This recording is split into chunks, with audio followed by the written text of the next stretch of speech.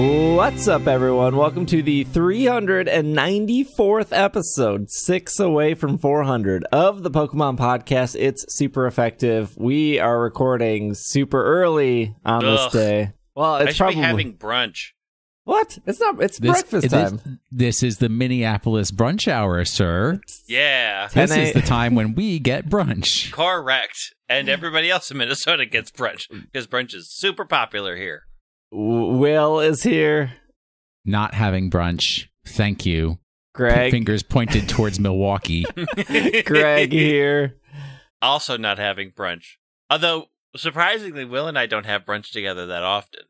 No. Well, especially since I don't have a car now, Yeah. that makes life extra difficult. I also went out to a bar last night, so... What bar? I went to Up Down.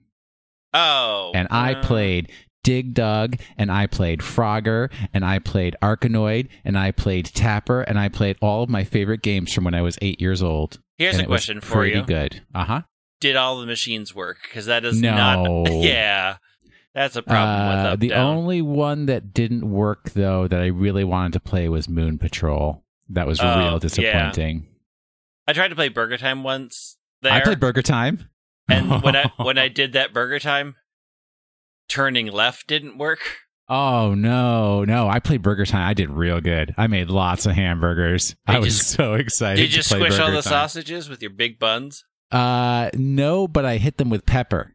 Oh, so then good job. I could get past them. See, if I was in Minnesota, we would all have brunch. Yes. Why?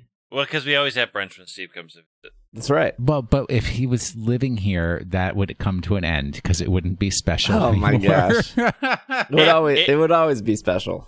I mean, it's barely special now. That noise, that Greg noise, was the perfect noise. The reason we're recording early is because we're recording before the Minchino Day in Pokemon Go. Are you doing that? Yeah, I think so. It's supposed to be 47 today, which is very warm for... It is insanely warm. It is very warm for the end of January, beginning of February. Double hoodie, bring a scarf, maybe a hat. How's about a nice coat? Well, what if it gets too hot? What if the You take the coat off Wisconsin... and put it in your car. But what if I'm too cold then? Then you go back to your car and put the coat back on. Oh my god! Have you ever heard of wrapping a coat around your waist?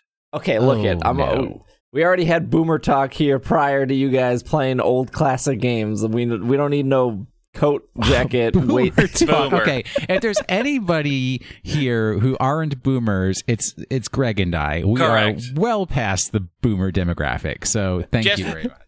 A service announcement to all you millennials out there. There is a generation between boomers and millennials. It's called Gen X. Yeah, we're used to being neglected. Thank you. We also hate both generations, so Yes, exactly. like, it's fine that you skip over us because we don't want to talk to either of you anyways. And we'd prefer that you didn't notice us. Thanks. We'll just do our Thanks. own thing over here in the corner, like you've asked us to do anyways. Yeah. we Boomers. got a show for you guys. We have a lot to get through here. Pokemon Home finally has some more details. Literally every single day of February has a different Pokemon Go event. There's some new stuff in Pokemon Masters. Sword and Shield has an update. Nah, that's not true. It's just they changed the wild area stuff again, but that's kind of like an update. It's kind of an update.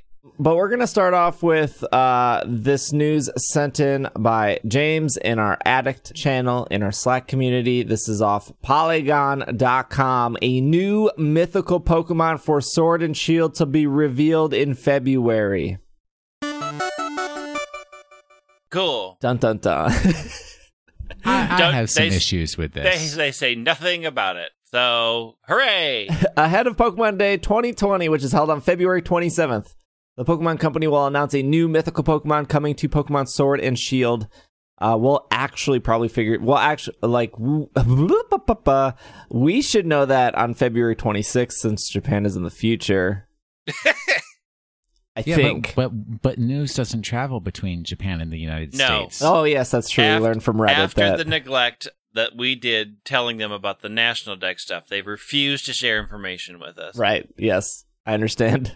The new Pokemon is expected to star in the upcoming Pokemon animated film Coco. The announcement was posted on the Japanese official website, translated by Pokemon website Cerebi. Alongside the reveal, Sword and Shield will also get a special max raid battle. So that's probably either Melmetal or Toxtricity, I'm assuming. Any of the ones that already exist. Yeah, I don't know, like, special means just about anything. That is not a helpful description. Yeah, a new event in Pokemon GO will also happen on Pokemon Day, which is not part of our Pokemon GO news. They seemingly stopped talking about events until up to that day. There's no further information to expect from the mythical creature. 3 legendary Pokemon already exist in Pokemon Sword and Shield. Zacian, Zamazenta. And the writer of this article says the 2 dog-like Pokemon. They're wolves. Why are we... They're wolves. Two wolves dog-like... are dog-like. Yeah, sure, but you could also just say they're wolves. Yeah, well, people don't know what wolves are anymore. That's how disconnected you Zoomers are from nature. A mysterious legendary Pokemon called Eternatus.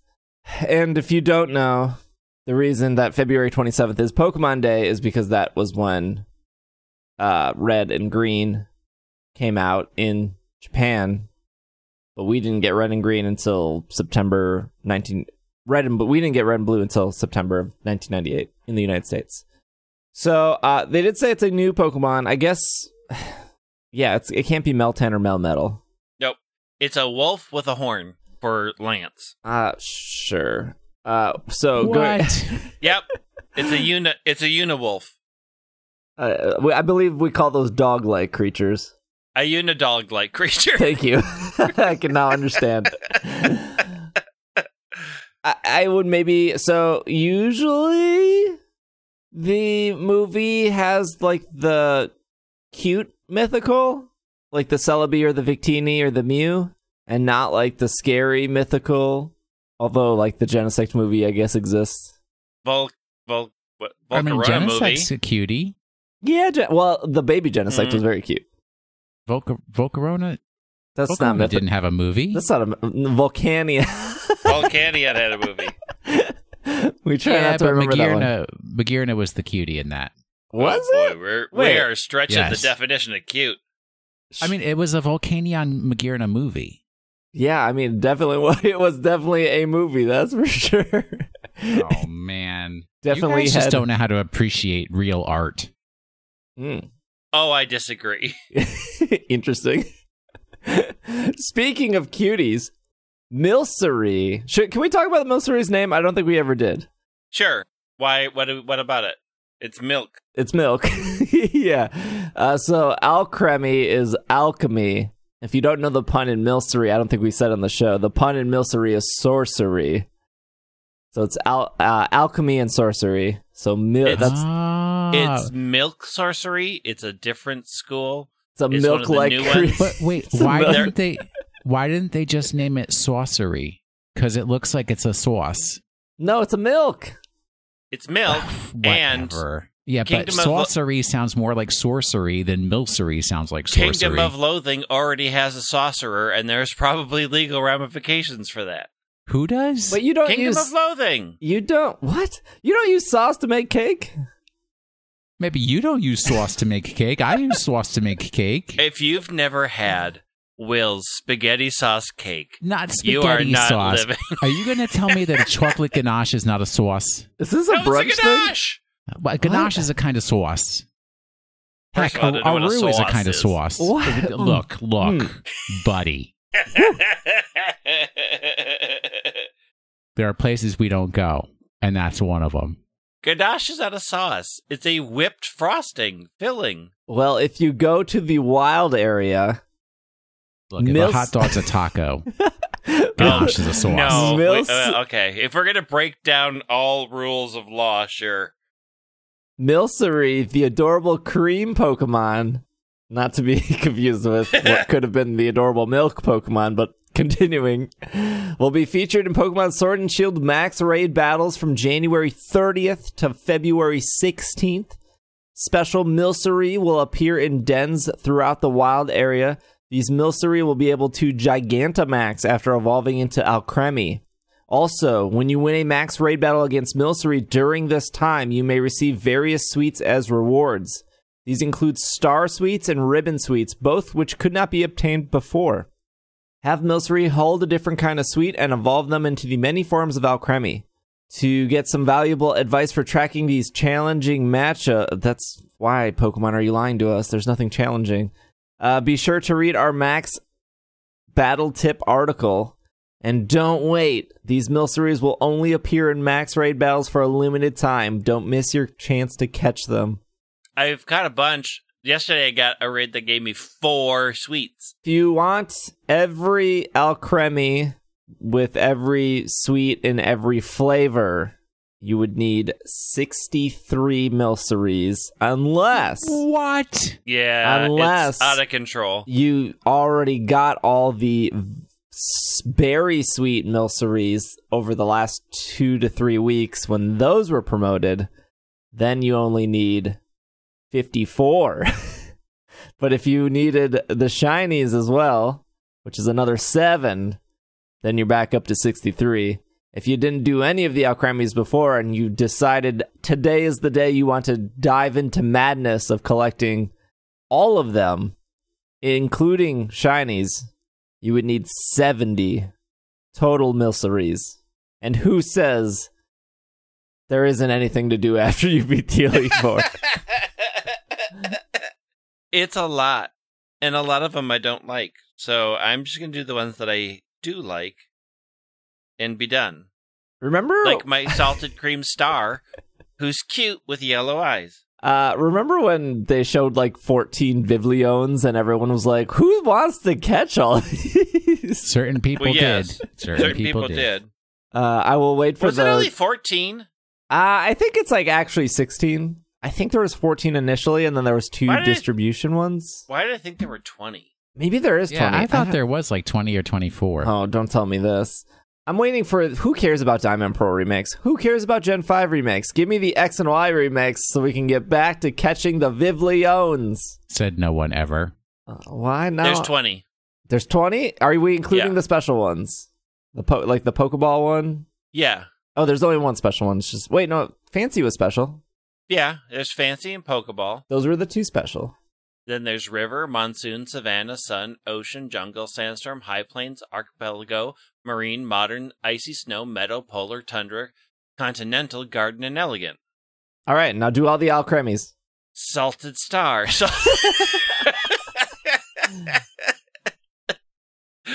We don't have we have too much news. We don't have time for this. Yeah, it's very, very true. If you are not seeing the Milceries, the same thing I've told people before, go to the Wild Area News under Mystery Gift, hit Update Wild Area News. You might have to clear out the current raids that exist. So just by hitting that button doesn't suddenly change your raids. It will update it, and then you will have to probably clear them all out by either doing them or doing a friend's raids, which we've talked about before. You have 2 raids left, and you've already checked them, and they end up being a 5-star gold Basculin, and a 3-star Stunk Tank. Once you check them, if you do 2 of your friends' raids, that will clear out your raids. Or you just do them yourself, whatever works for you, but that should pop it up. Overall, though, you know, we're almost 3 months with this game, and they're changing Wild Area pretty frequently. You could maybe argue that, hey, these 2 things were not in the game, now they're in the game, so it's new content. I don't know. I think it's great. I don't have any problem with it. For somebody who continues to play Pokemon every day, it's really nice to be like, hey, there's new max raids. I will say it injects, like, for those first few days when it happens, it's like, there's people everywhere, and it's super exciting, and then, much like Pokemon GO, towards the end of the raids, it's like, is there anybody that can help me? No? All right. I know, and it's like, these things... I don't see them lining up with Mondays, and Monday is raid night in Minnesota. So I need them to orient them more towards Monday evenings. Thank you. If Pokemon is adding raids and stuff, Well, they are, obviously. We keep talking about them. And it gets somebody to come back to the game for even a day or two. That's more than what the old games were doing. Oh, yeah. I mean, they're definitely adding value. I mean, value, quote unquote. Like, the problem is that once you get the one that you want, like, there's not a lot of reason to keep doing it. Yep. And once you have the suite that you want and you use it on the milcery that you want, then you're done. Yeah. And it's like, I'm tired of running into Gmax Lapras. It's like, okay. Right. A lot of these Gmax Pokemon have lasted like a month, which I think is fine. I mean, that's how Pokemon Go does it with like their Tornadus is going to be the next month-long Pokemon. Yeah. I think that's fine. You're going to see people that get really excited, do it at the beginning. There's going to be that middle area where no one's doing it, and then it's going to be like, it ends in 2 days, everyone. I didn't get it yet. Yeah. I mean, I just wish that instead of swapping all 4 at the month, they swapped 2, and then 2 weeks later, they swapped 2. They kind of did this with Milcery. Yeah, but I mean, that's just 1. And we're still with Colossal, we're still with all the others. I wish it would just a couple would rotate on a more frequent basis. It would just make it feel more fresh. I think so. I have a question. I have 2 questions here. Number 1, are the different Milcery to Alchremies, is that just cosmetic? Yes. It's just cosmetic. All right, so I don't need to waste my time with that garbage. Number 2, Jeez. Gmax Flapple, Gmax Appleton. Sure. Those have been featured. Still are, yep. Until February 8th, I think. Why do they both look exactly the same? I hate that the Gmax looks the same for both. I don't know. It's like they went back in the apple. I'm like, you got out of the apple, dude. Don't go back into the apple. They went back in the apple for the sweet, sweet caramel. I know, it's all gooey and everything. I know. Then the goo comes out whenever they like do a special or something. Oh. It's kind of hard to watch. And then, Greg, that one that we did together on Friday night, I didn't catch it. I didn't, because I was like, I'm going to get an Appleton. I don't care about the Gmax. I'm going to get an Appleton. And I got no Appleton. You got to do it again. It's hard enough to get me to play this game at all. Oh my. Are you done yet? I made it to the outside of Rose Tower, and I was walking around picking up the stuff off the ground that's out there. Okay. So probably tomorrow I'll go inside of Rose Tower. But tomorrow night's raid night. Tomorrow morning. Oh, okay. Then you're fine. Maybe. No. Will, there's nothing about the post game that Will's going to like. You never know. You never know. Maybe. I Well, might just find something charming. You're either going to really like it or really hate it. I mean, I feel like there's no in between. The 2 best hairstyles are about to appear in the post game. I don't care about hairstyles. I do the shaved head thing in my game just like I do it in real life. No, you'll care about these. Okay. You won't believe number 2. You will not believe number 2. This is off Destructoid. Is that still a thing? Yeah, sure. They still got a little robot face. Yeah, so does Mr. Reddit. Nintendo calls Pokemon Sword and Shield a huge hit as it breaks 16 million sales. Guess that boycott didn't work. Well, nobody told Japan, so no one told Japan to boycott the game. Nobody told. So I mean, clearly, through the lies and deception, they made their money. In its third quarter earning release, Nintendo announced that Pokemon Sword and Shield predictably led the way in sales, racking up 16.06 million units sold between mid-November and its end of 2019 calendar year. It broke down between 4.2 million sales in Japan and 11.85 million sales throughout the rest of the world. I don't think Japan was the problem here. It's enough for Nintendo to single out the new Pokemon, calling it a huge hit. Pokemon Sword and Shield fared better than Pokemon Sun and Moon during its launch quarter. Sun and Moon combined sold 14.69 million copies on the 3DS, and it currently sits at 16.18 million sales, meaning Sword and Shield has surpassed Sun and Moon's lifetime sales once January's figures have been totaled in. It goes on talking about how Luigi's Mansion 3 did 5.3 million, Super Mario Maker 2 did 5 million, Link's Awakening did 4 million, Mario Kart 8 Deluxe is up to 22 million. Wow. Jeez. That's a good game, though. Is it on... Do you play it on the Switch? Yeah, no one's playing on Wii U. I mean, I love my Wii U. Don't you harsh on that. I refuse to buy Mario Kart again. Yeah, that's kind of where I was. There's a new one coming. Mario Kart 9 is going to come on the Switch like December. I'll buy it then. Yeah, we have to get back into like when we used to do like Mario Kart on Wednesday nights. Yeah, everybody would get together and cart it up. I mean, how disappointed was I that I was on an airplane when I did Pierce's gym and I couldn't hear his Rockin' Rock? Oh, there was no Rockin' Rock. How would you know? You never play with the sound on. I played the whole game with the sound on. I continue playing with the sound on. Find that hard to believe. What? The only thing I've done is I've turned down the sound effects because I think whoever designed the audio in that game needs to be fired. The sound effects, the menu items are so... His name is Mr. Masuda. Maybe, I don't think he did he might have did the music. I don't know if he did what I'm talking about is the menu things.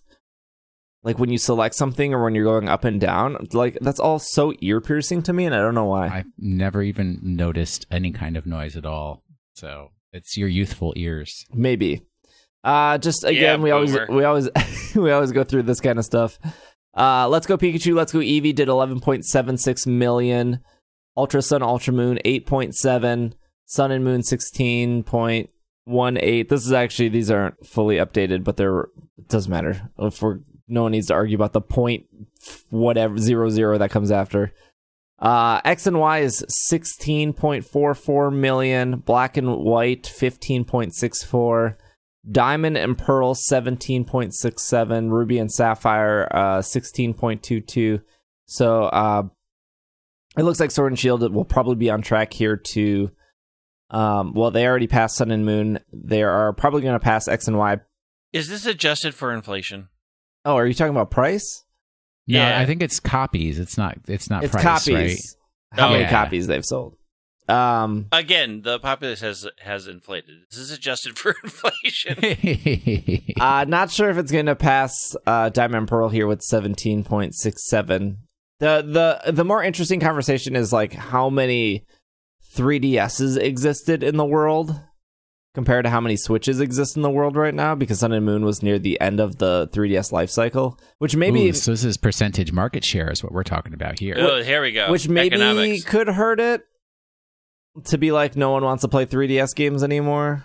That's why it didn't sell as well as X and Y. I doubt that. I mean, a Pokemon fan is a Pokemon fan. And very few people hated the 3DS as much as you did. So that's true. That's saying a lot. I did not like the 3DS. Well, I liked the 3DS. It lived too long. Don't fib. You did not like the 3DS. You did not hold love for it in your heart. I liked the 3DS. Yeah, me too. You know what I liked about the 3DS as I went to the auto mechanic on Friday afternoon? You could put the 3DS in your pocket and it was relatively unobtrusive.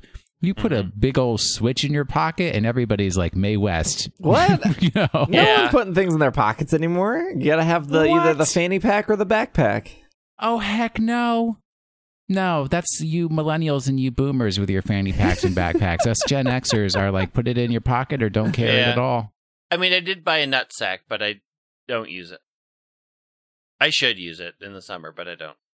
The other side, I'm moving on very quickly from that statement. The other side of the coin here is just the amount of bad press prior to this game compared to other games in the series. The most you've heard complaining about Sun and Moon, the hand-holding at the beginning, or how it was so tutorialized, at least with the X and Y that I remember, I don't know if you guys remember differently, was just the lack of post-game, specifically in X and Y, was the huge complaint there. But with Sword and Shield, there was obviously, we don't have to go in depth of the narrative. It existed. We lived through it. But the narrative that existed on Twitter and Reddit, and because Game Freak didn't control the message, or some people believe that because Game Freak didn't control the message, or hashtag Game Freak lied, that would hurt sales, when in reality that didn't happen. And I think that just overall shows how, and correct me if I'm wrong, how a very, very small percentage of people were very, very loud. And even though they were loud, it didn't affect the fan that walks in, buys a Pokemon game, gets to the end of the game, plays it, satisfied, puts it down, goes back to Apex Legends when they're done.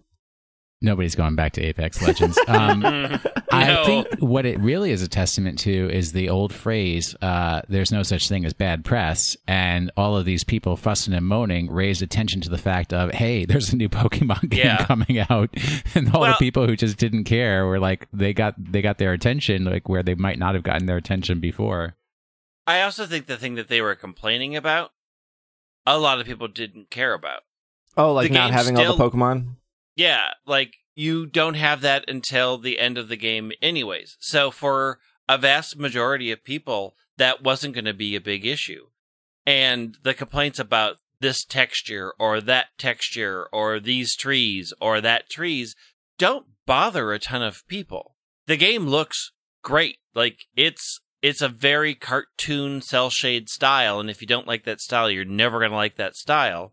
But for a lot of people, that's a really attractive style, and you expect sort of a cartoony feel, and it gives that. So I think a lot of the complaints just didn't resonate with a vast majority of people. As somebody who played Arkanoid last night and had a heck of a time, I will say once again, if it's not one rectangle bouncing against another rectangle on the screen, I'm thrilled. Y'all have your expectations are set way too high. But Greg, the post on Reddit got 2,000 upvotes about how the title screen in Sword and Shield was uninspired and bad. I like it. You get the little stadium. No, yeah, I like the title screen too. But that was actually one of the complaints. Yeah, I mean, sure. I could go and probably get a ton of votes on something that I want to pick apart. Like, it's not hard to find a small minority of people to agree with you, especially if you're going to be super negative about something very popular. That's like the easiest get in the world. Well, speaking of Pokemon fans getting mad. Okay. They announced Pokemon Home's pricing. Oh, now here's where you're going to get me all charged up. So we're going to take a quick break. When we come back, I have the press release here for Pokemon Home. We're going to go through this and what we know and what we don't know yet. But yeah, let's take a quick break. And when we get back, we will talk about Pokemon Home. Ferroseed. Ferrothorn. What? I don't know. Tree? I look like a treeologist? You got deciduous, you got evergreen. You got deciduous, you got evergreen. Those are the only two trees.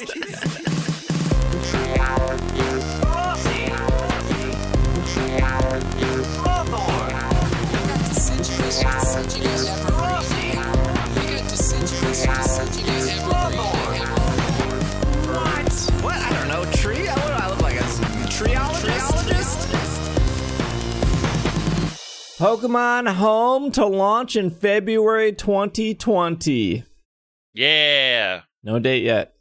February 7th. Press release here today. This was on January 28th. Today, the Pokemon Company International and Nintendo has announced more details for a new cloud service app, Pokemon Home. The app enables trainers to continue their Pokemon adventures beyond a single game system and manage their collection of Pokemon across many of their games. Pokemon Home will launch February 2020 for iPhone, iPad, and Android devices, as well as the Nintendo Switch system. This is just an Apple thing, but I'm very curious if the iPhone and iPad apps will be different because they listed them differently and just instead of just saying iOS, or if the iPad app is just going to be like a glorified iPhone app. I mean, I don't know what they would make different. Well, using the actual because the iPad has gestures and has abilities to like multitask and stuff. Also, if it's a dedicated iPhone app on the iPad and you have to use I want to expand this to fill the screen, that's always awful. Yeah, Instagram on an iPad is just a disgrace. Designed as a place where all Pokemon can gather, Pokemon Home will enable trainers to bring over Pokemon from linked Pokemon series games and deposit them in boxes in the cloud or move them around to linked compatible games. By linking the same Nintendo account to both the Nintendo Switch and the mobile device version, fans will be able to access the same Pokemon boxes from both hardware platforms. The Nintendo Switch version of Pokemon Home supports connectivity with the Nintendo Switch games Pokemon Sword, Pokemon Shield, Pokemon Let's Go, Pikachu, and Let's Go Eevee. Both Nintendo Switch versions and the mobile device version of Pokemon Home will support connectivity with the 3DS software Pokemon Bank. Support for Pokemon GO is in development. That makes me so mad right there. Didn't we say like last week? I bet this launches without Pokemon GO. That's fine. It's fine. It's not the end of the world. I need space. Yes. I can't disagree with you. But you can just buy the space, Greg. It's permanent. You don't have to pay a yearly fee for it. You can just give Niantic money. I fully maxed out my Pokemon storage space, and I still run out of space for Pokemon. I mean, I refuse to buy more storage space because I'm already mad that I'm carrying like 15 shiny Squirtle that I will do nothing with other than I would like to put them into something where I can trade them to people, and I can't. And I'm not going to be able to when this launches on February 7th. Turn them into delicious candy. Do it, Greg. Candy, Squirtle candies. No, they're shiny. I don't get shiny candy back. Squirtle candies. You got to throw them up on eBay with all the shiny G-Max Charizards that exist. Will do. Pokemon Sword and Pokemon Shield can link to the Nintendo Switch version of Pokemon Home. Once the games are linked, users can deposit and retrieve Pokemon obtained using those games. Pokemon Let's Go Pikachu and Pokemon Let's Go Eevee can link to the Nintendo Switch version of Pokemon Home. Users can move Pokemon back and forth between Let's Go Pikachu and Let's Go Eevee or into Pokemon Sword and Shield. Once a Pokemon from Let's Go Pikachu or Let's Go Eevee is moved into Pokemon Sword or Pokemon Shield, it cannot be returned to its original game. This is not new. This is what's happened when you moved a Pokemon from Ruby and Sapphire into Diamond and Pearl, or a Pokemon from X and Y into Sun and Moon. If a user is enrolled in a premium plan, paid, end parenthesis, they will be able to move Pokemon from the Nintendo 3DS titles to Pokemon Home using Pokemon Bank. Once a Pokemon from Bank is moved into Pokemon Home, it cannot be returned to Pokemon Bank. To celebrate the release of Pokemon Home, Pokemon Bank and Pokemon Transporter will be available at no cost for 1 month after Home is released. Trainers will be able to bring over Pokemon from various series using Pokemon Bank and Transporter. Once they have Pokemon in Pokemon Bank, then they will be able to move their Pokemon to Pokemon Home. So do I get a refund on all the money I've put into Pokemon Bank all these years? No. You were paying and actively using that service, Will. Actively using is a bit of a stretch, but sure. You could have canceled at any time. I was passively using the service, thank you. That's like having a Netflix subscription for like 2 years and being like, hey, can I get my money back? I actually didn't watch anything. Well, I've had My Neighbor Totoro out for a decade now, and I haven't watched it. Give me my money back. What if I mail it back in and I never watched it? I think I should get a refund. Okay. How have you had that for 10 years and never watched it? It's good. It's not that good. Okay, here's the trick with DVDs. While the content of the DVD may be the most incredible, fantastic work of art and genius and emotionally grabbing, all of it, none of that bears any fruit until the DVD is placed into a DVD player and the DVD is played. I haven't been motivated to go that far, so it sits right. It's right there in front of my television. Do you even have a DVD player? The PlayStation. The PlayStation will do it. My Xbox will do it. There are 4 ways to trade using Pokemon Home on a mobile device. They make this this makes it possible to trade Pokemon anywhere and anytime. Let's watch this fail. Pokemon placed in a Wonder Box can be traded with people around the world. Pokemon placed in a Wonder Box will even be traded to Pokemon when Pokemon Home is not being used. With the GTS It's back. That was a complaint. Yeah. That was why Sword and Shield wasn't going to sell well, Greg, because they took out the GTS. I mean, I don't disagree. But then they brought it back, not even 3 months later, for free. Well, free-ish. Free? No, it's completely free. Don't even start. Zero cost to this. If only I made a very handy graphic that you can see of the prices. I saw that graphic. I think that's a manipulation of reality right there. Fans can specify which Pokemon they want to trade and which Pokemon they want to receive. They will match with a trainer if both meet each other's criteria. Let's see how long before it's just riddled with nothing but RNG hacked Pokemon. 2 minutes after launch. Exactly. But you don't looking have for shiny Mewtwo, level 2 Mewtwo's only, please. We'll trade level 5 shiny Magearna. You don't have to look for those. Not only did what I discovered today was not only did I accidentally breed 1 shiny Joltik, I accidentally breeded 2 shiny Joltiks without realizing it. So one of those may show up on the GTS as a completely legitimate, because I don't need more than 1 shiny Joltik.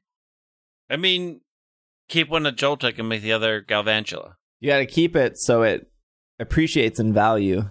Yeah, like your ancient Mew. Yeah, exactly. Then you can put it on eBay. I mean, one of them is going to be a Galvantula because the whole reason I'm doing this is so I can have a shiny bug team for my Shield playthrough. So, yeah, I mean, I have to evolve it so I can beat Piers. Room trade lets trainers create a room and trade Pokemon with people who join. Each room can hold up to 20 people. Trading in trade rooms have no cost, but users will only be able to create a room if they're enrolled in the premium plan. And then Friend Trade allows trainers to trade their Pokemon with nearby users when they have become friends with them in Pokemon Home. Trainers can add friends using the Add Friend feature in Pokemon Home. Oh, good, another friends list. I know. I was just like, so I can't just import my Switch friends list. I can't import my Sword and Shield. Well, I do want to say I like the room feature because it kind of reminds me. I can't remember if it was Diamond and Pearl or Black and White. I'm pretty sure it was Black and White, where you would actually go into a special room and like walk up to the person. I'm pretty sure they both had it. Yeah, virtually to trade with them and everything. And I thought that was like really cute, and I kind of missed that. But you also have no control over what you're going to get in room trade. So I'm so excited to flood Steve's games with all my hacked Pokemon. Yes. Let me tell Here's you what my shiny Mewtwo. I hope there's more to room trade than what they've said, because I think having 20 people in a room, and I did picture what Will said, like the black and white thing of walking around. I think that's cool, but if it's not actually a room and it's just like a menu with 20 people. It's just a menu with 20 people in it. Like, let's be real. Remember how you used to be able to make your own like special catchphrase? And like it would show up like when you battle for somebody, and it's like mine was like, I like happiness and smiles, and the happiness and smiles were all. What a ridiculous phrase! I want that to come back. That was fun. People were really creative with that stuff. Well, Will, there are more features here that we can talk about. Pokemon Home will be registered to the National Pokédex, where people can deposit them in boxes in Pokemon Home. If a user deposits a Pokemon that can Mega Evolve or Gigantamax, then these forms will also be registered. In the National Pokédex, trainers will be able to see the Pokédex entries from various games all in one place. With the mobile device version of Pokemon Home, users will also be able to search by Pokemon's abilities and moves. Why can't I do that on the Switch version? Okay. Yeah, there's some issues here, but continuing on. Why don't they have also, and this is where you tap a button to hear their name pronounced? Oh boy, yeah. Well, again, we'll see. Milk Airy. Trainers can receive mystery gifts in the mobile device versions of Pokemon Home. With this feature, they can receive mystery gifts for Pokemon Sword and Pokemon Shield, as well as gifts specifically for Pokemon Home. Pokemon received in Pokemon Home can directly be deposited in a box in Pokemon Home. Trainers can also receive some gifts, such as items for Pokemon, by receiving a code for a mystery gift in Home and then using that code in Pokemon Sword and Shield. It's a little confusing, but okay, sure. If a trainer has enrolled in the premium plan, they will have access to the Judge function, which will allow them to check how strong their Pokemon are. In your Room tab, trainers will be able to see all sorts of information about events or games they've connected to Pokemon Home. They will also be able to edit their profile using stickers. They can obtain stickers in Pokemon Home when they meet certain conditions or perform certain tasks known as challenges. Decorations behind a paywall. This is the worst. No, this does not say premium, Greg. Yeah, but the best stickers are going to be for premium users. So, that was never said. That armored Mewtwo is going to be like, nope, that's $7.99. Thank you. In the mobile device version of Pokemon Home, users can check out how ranked battles and various online competitions in Sword and Shield are going, as well as rankings of Pokemon being used by them by going to battle data. They will be able to see the battle records of each trainer, as well as information about moves, about what moves are popular among Pokemon in competition. In Pokemon Home for mobile devices, the trainers will be able to receive news for Pokemon being distributed as gifts and information about online competitions for Pokemon Sword and Pokemon Shield. Pokemon Home points are points that accumulate in Pokemon Home. As trainers deposit more Pokemon when using the Switch version of Pokemon Home, trainers will be able to exchange home points for battle points to be used in core series Pokemon games. So they've basically taken all the stuff that was on the global link that they've decided to turn off and moved it over into Pokemon Home, and it does the same thing with battle points that Pokemon Bank did. Yes. What about all the points that I built up in Pokemon Bank that I never used? Cash them out for Sword and or cash them out for Sun and Moon. I had this argument with various amounts of people that were like, I have 8,000 battle points in Pokemon Bank. I can't wait to cash them out. 8,000? I can't wait to cash them out in Sword and Shield. And I was like, if I've learned anything about Pokemon, this is the same company that has made me collect Genesec's dumb little disk drives in every game. Hey, you need a Flame Orb? Great. You can get that in every version of the game because you're not going to be able to transfer it over. I'm aware. Hey, you know all that money you have in Sun and Moon? It's staying in Sun and Moon.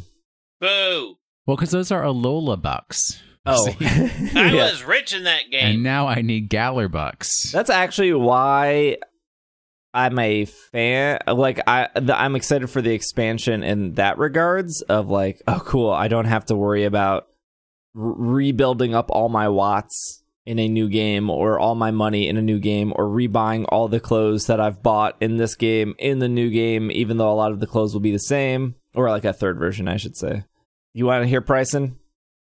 I mean, if you want to start hearing me scream, yell, and shout, yeah, go right ahead. Rip that Band-Aid off. 1 month, $2.99. 3 months, $4.99. 12 months, $15.99.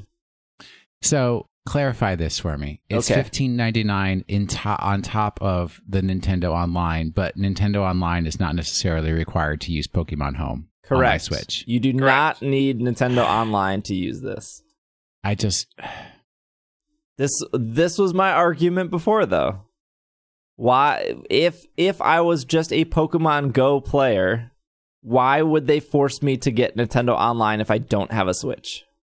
Okay, that's fine. And from that perspective of the person who's only a Pokemon Go player, I would also question, if I was a Pokemon Go player, the injustice of other Pokemon players getting a very, very similar service, not completely similar, but I mean exactly the same, but very similar service, and the main point being online storage of my Pokemon for $5 a year for so many years, and now I just want to be able to store my Pokemon and maybe do some trades, although I can trade in Pokemon Go, so whatever, for 3 times as much per year? Yeah, I mean, I want to point out that Pokemon Bank 1 is 7 years old and 2 never changed in 7 years. So like, I got a fancy distribution of something. I got distributions from them all the time. you got distributions, but that actual app never changed. So okay, correct. But this is the question that I have to ask myself when I'm looking at this price. Is there 3 times more content that's worth it than Bank? So, if you're paying $5 to store in Bank and that never ever changed, and that's all you're going to do is paying $16 basically. I don't know why it's not 15. That's the weird thing. Yeah, about it. Why it should be isn't it just 15. It should just be 15. It's annoying. Is that price point something that's worth it? Like, the question becomes, all of these other functions that they're adding in, are they worth 3 times the price? Which we can't tell until we actually get access to the product. Yes. I mean, I think it's fine, but I do think it is at the very upper limit of what they could get away with. I think the upper limit would have been 20. Oh, I don't think anybody would have bought in for 20. I mean, I would have. Yeah, no, we would have, because we're idiots who keep supporting this Pokemon, our Pokemon Lord and Master, and whatever they want to do to us. I think it would have been better closer to 10 or 12. I think 10. Yes, I think 10 would have been my optimal price point right there. I mean, I think they're really pushing it, and they're relying on all of these other features being so spectacular that you feel like you're getting value out of it. Like, what they're showing is like, okay, a bunch of this used to be free in the other games, like the GTS was always there, and the GTS is completely free. You don't have to pay for anything. You do have to pay for certain aspects of it. No, like you don't. Ability to do certain things. No, if you want to just use this as the GTS, you can deposit 1 Pokemon at a time. Correct. Which is how it always was in old games. There's no cost to that. But there is additional features if you pay. Yeah, but that's how everything is. Yeah, but I'm saying there is still the view and what they're showing that you aren't getting the full GTS because there is a part that is behind a paywall. Whether or not that's what it used to do, there is a part of the GTS. What part of the GTS is behind a paywall? That you can do 2 extra? Yeah. Well, there you go. And especially like if I'm like trying to empty out my boxes and stuff like that in like a fun way, yeah, I'm going to have to pay for those 2 extra slots. So what, like, why, like, I don't think that's a valid complaint to be like, oh, they're charging me for 2 extra spots, because that's brand new. It is a valid complaint, because what I'm saying is people will no longer look at it used to be a one-on-one thing. What they will see is there is another functionality behind a paywall. Whether or not that's new or not isn't part of that complaint. The complaint is there are features from a thing that used to be free that are now behind a paywall. Whether or not that's a one-for-one thing doesn't matter. That is the viewpoint that exists. Yeah, people aren't you who are looking at have this whole like studied history of everything that happened and did not happen in the Pokemon. But I mean, the average person is not like that. And what they're doing is like, if they looked at Sun and Moon, they probably didn't look at Sun and Moon to say what GTS features are there. But here we're looking at Pokemon Home, and the GTS feature is a prominent component of that. So of course they have to look at that. And now they're saying, well, wait, the free people get 1 and the pay for people get 3 for $15. But like, my whole problem with this, right, it's not really even the price point. Obviously I can pay $15 a year, whatever. Right? That's 16 chump change. I dropped really $15 out my window the other day, but $16 such a bad. $14.99 would have been so much easier. It's okay. My issue is, and this is like the first reaction that I had when I saw this price point is, number one, the Pokemon games aren't cheap, right? How much did I pay for this? They're no different than any other game. I don't see that as a complaint. Once again, I live in a Pokemon-only world, so There's $60 like every single Xbox 360 that's fine. PlayStation 4 I only game. play one game in my life. I play Pokemon. That's the only game, and I barely play that. $60. Okay, and then to get the full experience of playing Pokemon, that I already paid $60 on my $300 Switch, I had to pay $20 more a year to get Nintendo Online. I mean, you don't have to pay $20 a year to get the full experience. Okay, so I hate this complaint because that has nothing to do with Pokemon. You want to play Monster Hunter Generations Ultimate? Guess what? You also have to have Nintendo Switch Online. I am accusing the entire Nintendo world because this is where I'm going to get to. All right, so and now I had to do another $15 for the full complete Pokemon experience, and actually it was like $120 because I have to get Sword and Shield because I got to be one of the cool kids. But comparatively, what's my reaction is what we're approaching is I pay $60 a year for PS Plus, and I feel like I get a heck of a lot more for PS Plus for my $60 than my now $35 that's going for Nintendo Online services is getting me. Okay, but that has nothing to do with Game Freak. No, I know, but that's fine. This is an economic discussion. I'm not accusing Game Freak of anything. I'm just saying the value proposition that I am now getting from the Nintendo Pokemon universe is approaching the cost of a PS Plus service or an Xbox Live service, but the value that I'm getting is reducing in equivalency, so that I actually can see myself as getting more value from PS Plus for my dollar than I am getting from Nintendo Online services, including Pokemon Bank and, whatever else, Animal Crossing, if I invest in that particular title or anything like that. That it's just like, looking at the history of what we got from Nintendo and Pokemon, it's like the way it used to be was they could be seen as not the money grubbers, that they were like generous with when you bought your game, they were very generous with what you got from them. Whereas Xbox and PlayStation were very sort of on the greedy side of, we're going to nickel and dime you for every little thing that comes down the line. And it's like, as Nintendo appears to become more greedy, I don't feel like I'm getting the same amount of value. Of course, that's my first visceral reaction. Down the line, I may be thrilled.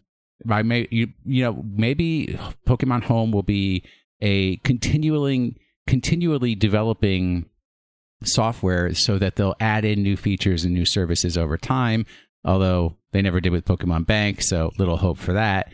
And then it'll be worth my dollar. But just from the outset, my first reaction that I see this is they're asking for more money and they're just not giving me the same amount of value from it. So we'll have to see. Also, the 30 Pokemon storage to 6,000 Pokemon storage is wait, the wildest change. It's one box. So the 30 is a box. Am I getting a new professor wearing Crocs? Or is it going to be the same Pokemon Bank professor wearing Crocs? I don't know. What am I getting I don't here? know if I don't think we're Bridget going to runs home. I don't. Yeah. Please, I think get you her just name have your right. room. Bridget will be a $4.99 microtransaction. Bridget's not even a tree. She never said she was a professor. Doesn't she wear a lab coat? No, she doesn't. She does not wear a lab coat. What does she wear? She's wearing something white. Crocs. Look, her TCG card is definitely not safe for work. Oh, she is wearing Crocs. Oh, she's wearing it's like a tank top. She's wearing a dress, and it's just like a blue coat. It's like a blue sweater coat. Difference between basic and premium. So if you're in the basic plan, you're not allowed to move from Pokemon Bank, although logistically this is going to happen once for the majority of people, right? Yes. This is going to be a one-time thing. If you are upset about the $16, I'm trying to think about this in a sense of well, they're already giving everyone a month free of Bank, and they're already giving everyone a month free of Home. There's a month free of Home when it first comes out. Are they giving a month free of Bank? Yeah, that's what I said at the beginning. Yeah. Oh, yeah. Yeah, they are. And that's why I was complaining that I should get my money back. They did say they're giving, I don't know, I don't remember what I read. They did say they're giving away a month free of home when it comes out, right? So yeah, the first 30 days you can try it. So completely for free, you can move all your Pokemon from Pokemon Home to Pokemon Bank, from Pokemon Bank to Pokemon Home completely for free if you don't pay for Bank and you don't pay for Home. Realistically, once you do that, you can stop paying for Bank altogether. I mean, it also depends on how much you have in your bank, because if you're not paying, you have spots for 30, and that's it. Well, so this is how it worked in Bank. We don't know that. My assumption is you can throw it all in there because you have 6,000 in the during your free trial, and then if you don't move them, you can't put any more in, but you can still take them out because that's how Bank works. If you stop paying for Bank, you can't put anything else in, but you can still withdraw that stuff eventually. So you can withdraw all your things into Sword and Shield. Granted, it's one of the 400 Pokemon that exist. Although I guess you can go up to about 600 Pokemon once the expansion comes out. They have to know their number. Like, they have to know how many people use Bank daily, monthly, yearly. How many people actually transfer Pokemon from X and Y to Sun and Moon, because you could only do that with Bank. So they must know, in a sense, like, who's using what service, and if how did they go from 30 to 6,000? Like, I can't imagine that's just, one box is fine. They must know that, like, there are two types of audiences. There's an audience that just uses very little, and then there's the hardcore audience that has thousands of Pokemon. Maybe not. I don't know. Well, I would say the Pokemon games have generally been antagonistic about carrying Pokemon forward. I mean, just if you think about moving from Gen 4 to Gen 5 and you had to do that stupid shoot the arrow game. Oh, man.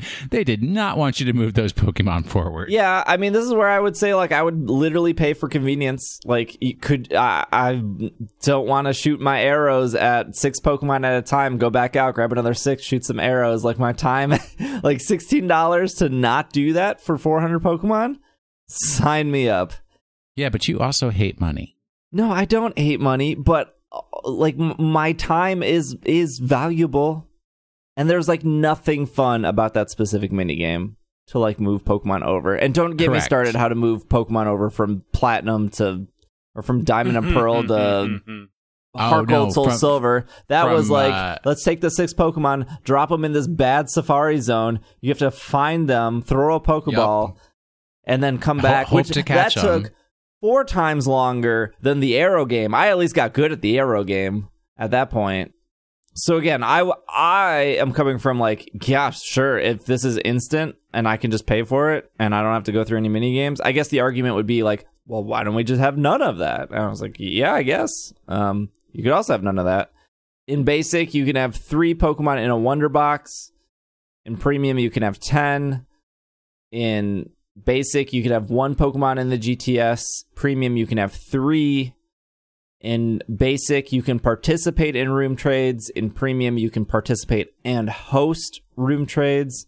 And then in Basic, you cannot access the judge. In Premium, you can access the judge. Again, you're just paying for convenience there. You can still access the judge normally in Sword and Shield once you go through your 6 battles in a battle tower. That I saw some people were upset about the judge thing being behind a paywall, but sign up for any podcast service.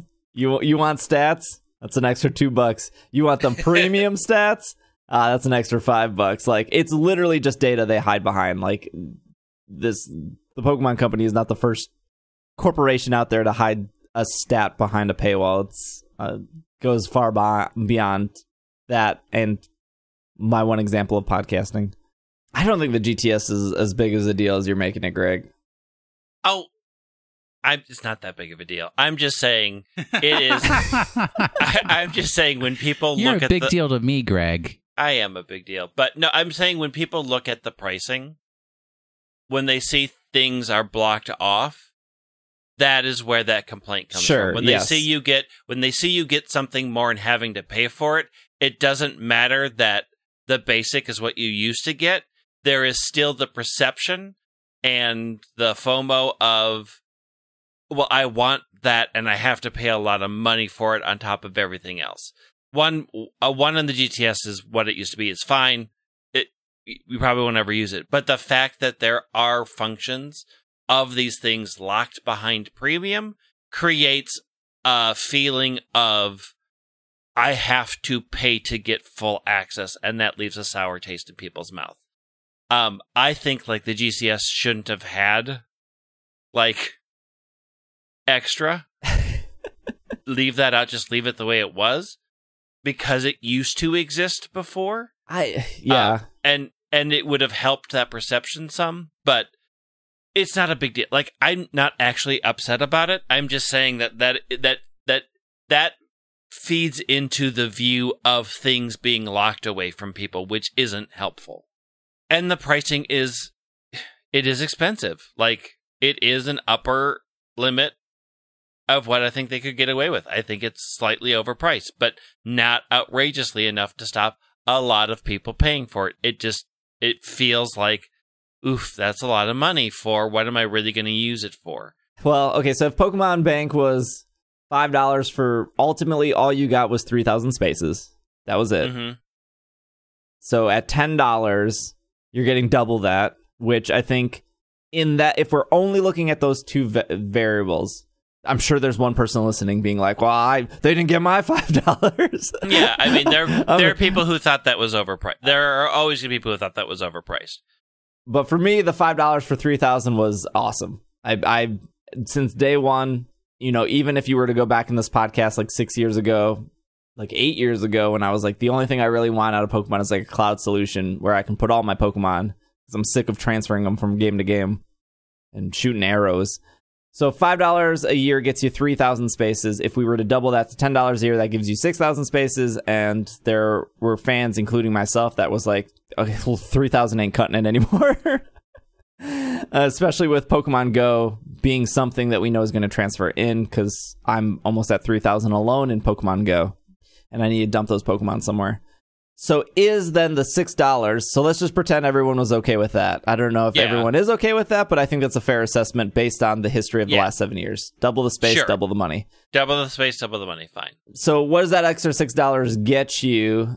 You could argue the judge function, so you can check without actually moving it into a game. The judge function became incredibly easy once Sun and Moon came out. It was still a pain in the butt in X and Y, where you had to talk to a specific person, and they were still very vague about it. So judge function has been good since Sun and Moon, Let's Go, Sword and Shield. That's an one extra step you don't need to do if they add the judge function there. But on top of that, they've also added a mobile app. So you could maybe argue that the fact that you can now see this on your phone or your iPad or whatever is the extra $6. The differences here between the Nintendo Switch and the phone version.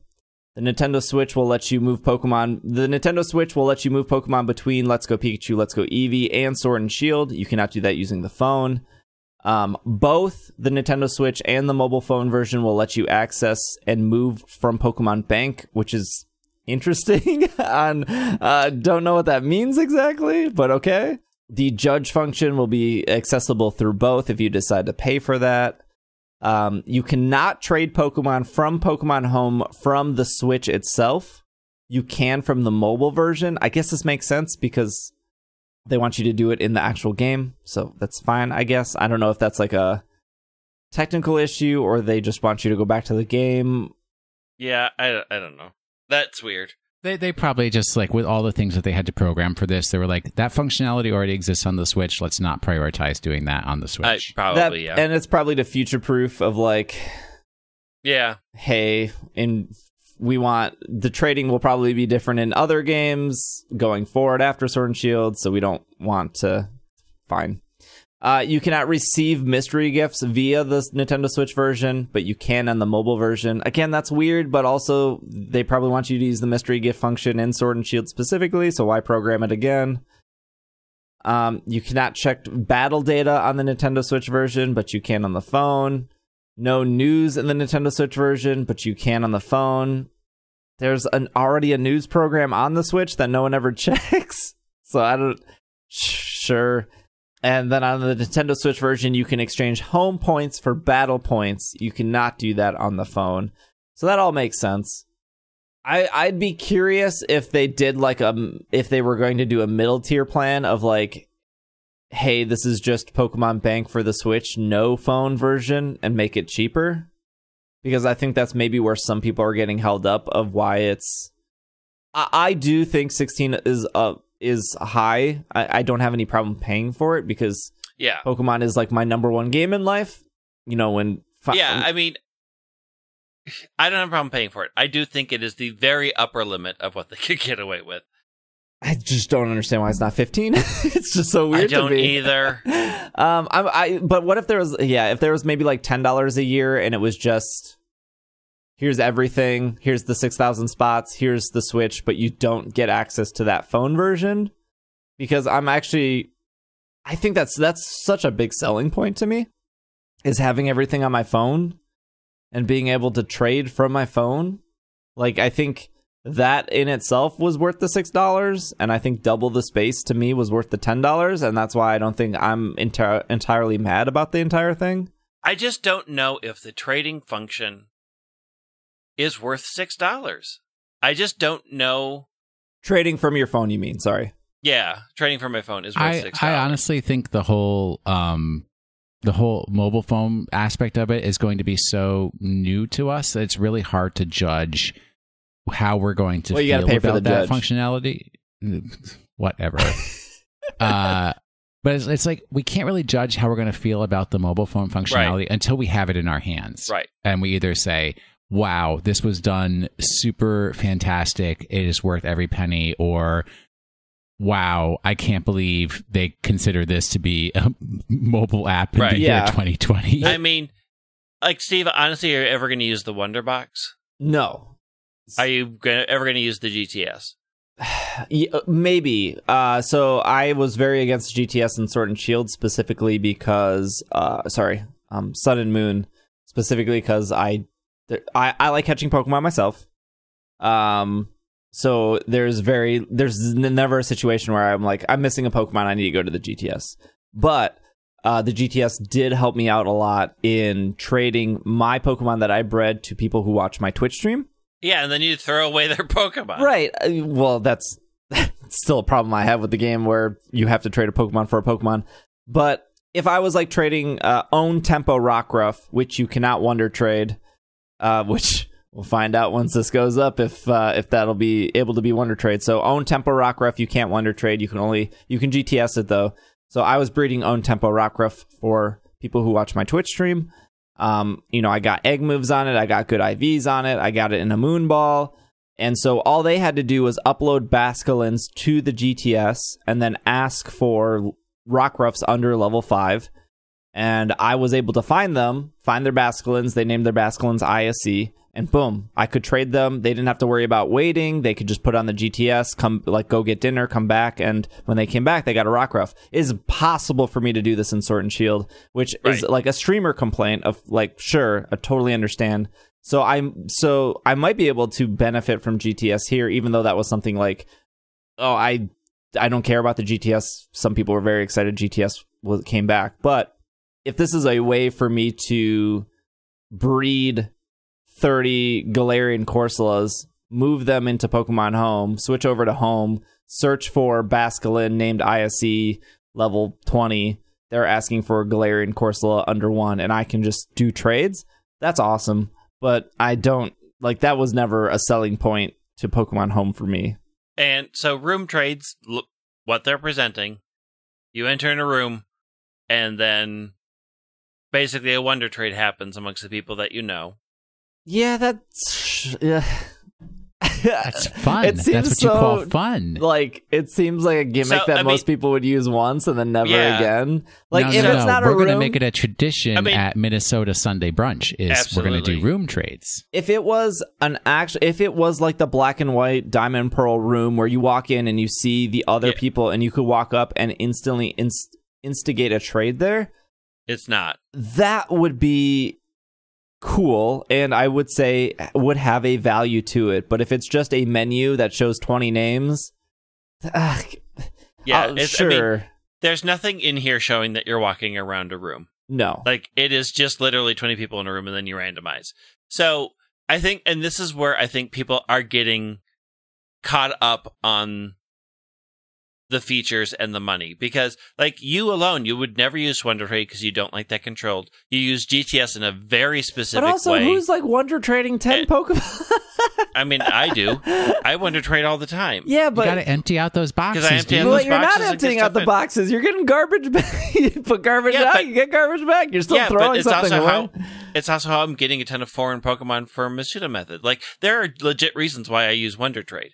But, like, if you, like, for you, the two main things you're getting out of trade is sometimes GTS and easy friend trade on your mobile. I think people are valid looking at that saying, is that worth $6?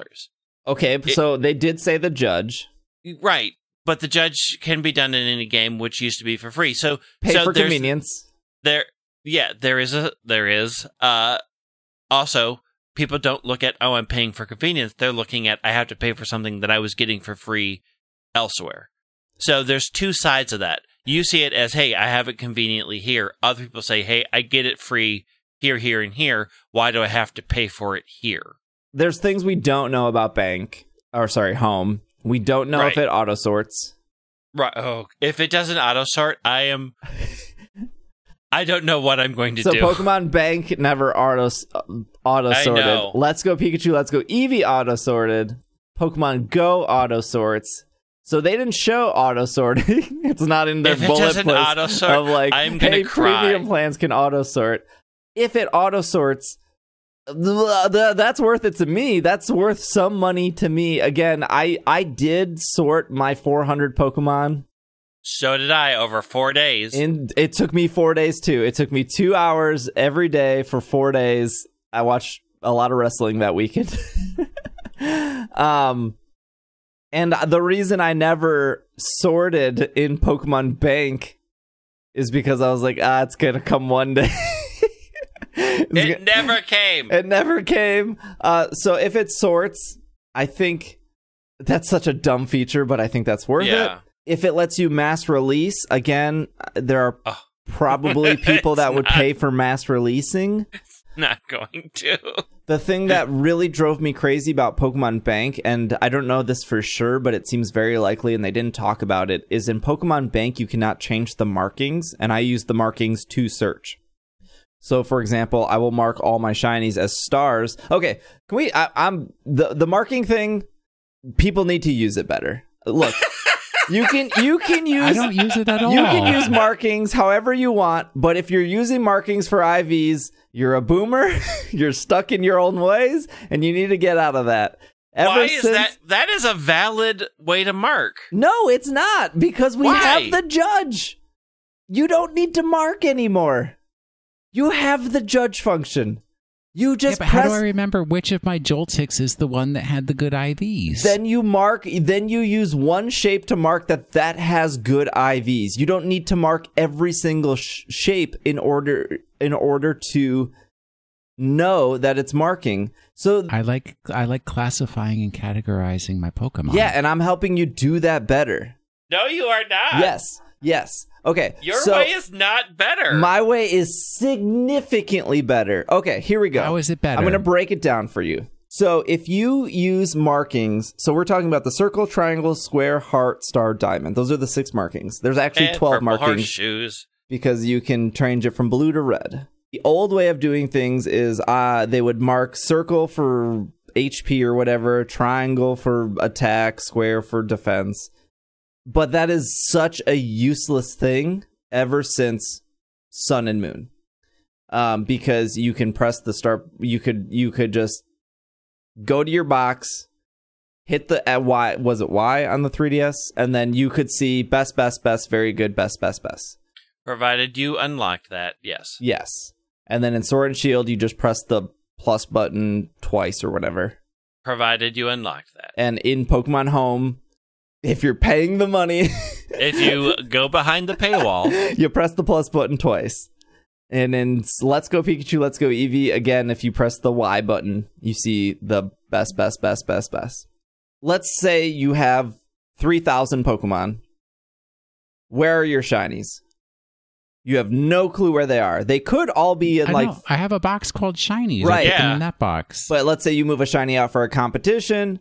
Where is it now? Is it in the battle box? Is it in your PC? Is it in your Pokemon bank? Where is it? If you mark your shinies using the star, then you can just go into the search feature, say, I want to search by star specifically, instead of finding your Pokemon with a high special defense, which is normally what people would mark star. You can instantly see where all your shinies are at all times. As soon as you catch a shiny, mark it as star.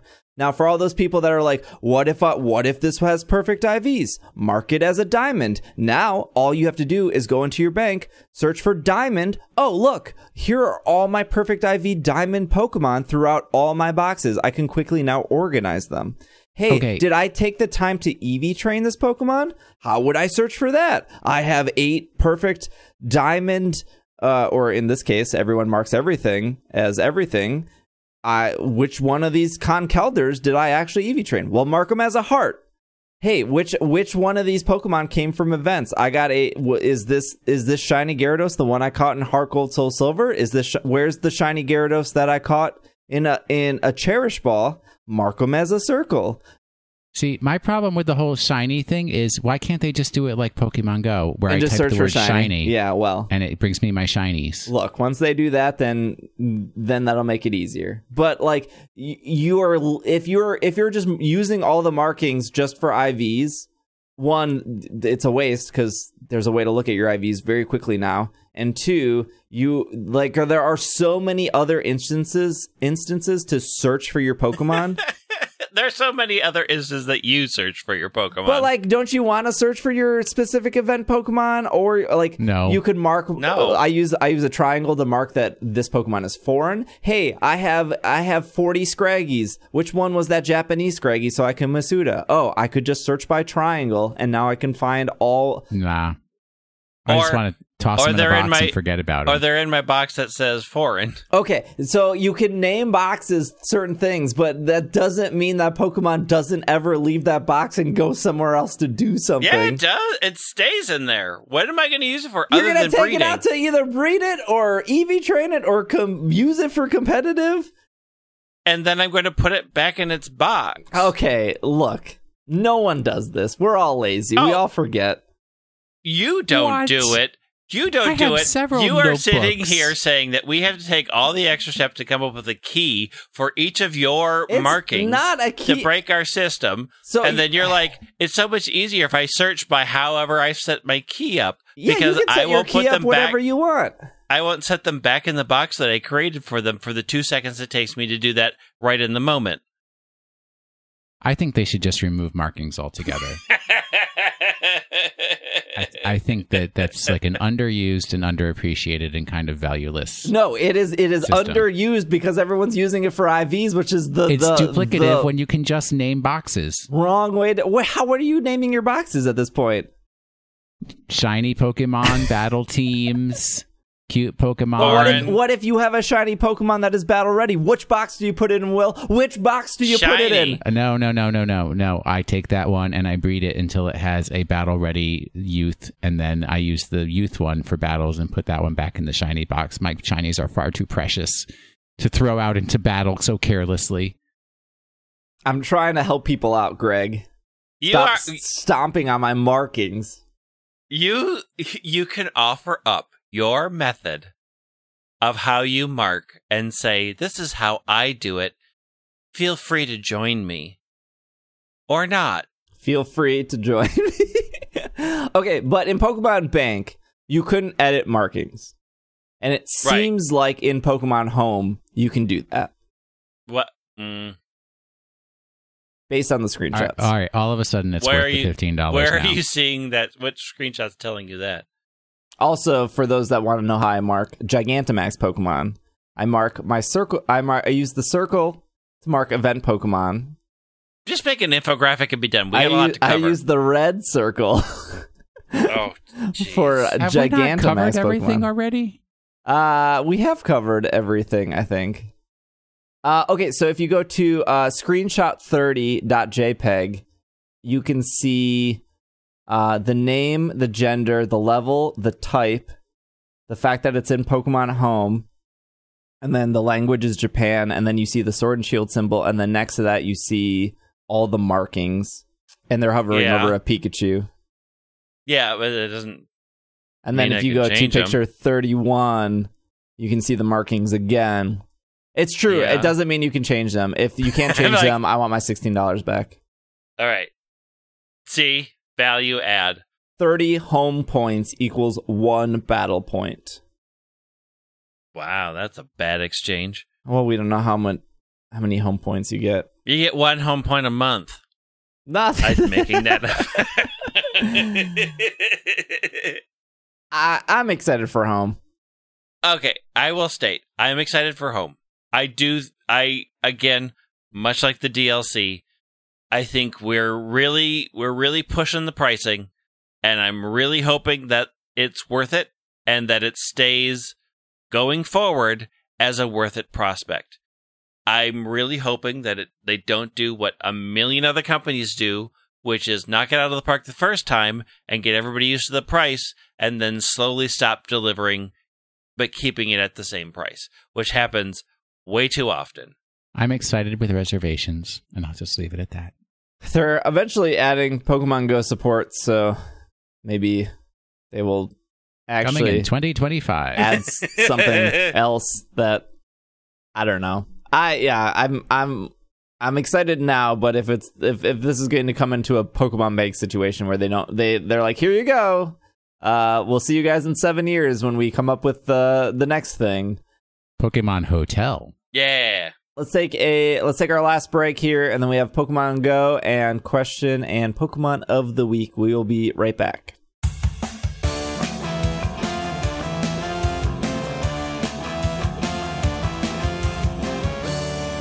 February events to make your heart flutter, Will.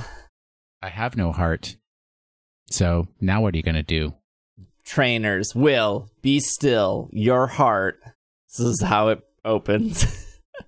Look, where I used to have a heart is now an empty void. So stillness is, yes, the de facto state. There's a lot happening in February for Pokemon Go. There's 7 things here. I'm going to try to break it down as quickly as possible. Number 1 is if you decide to do the Team Rocket special research and you get to Giovanni, this month it is Shadow Raikou, which will leave at the end of February.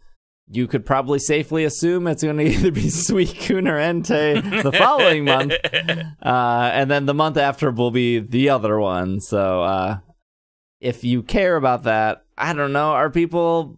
I'm sure somebody out there is doing Giovanni every single month. I haven't done Giovanni yet.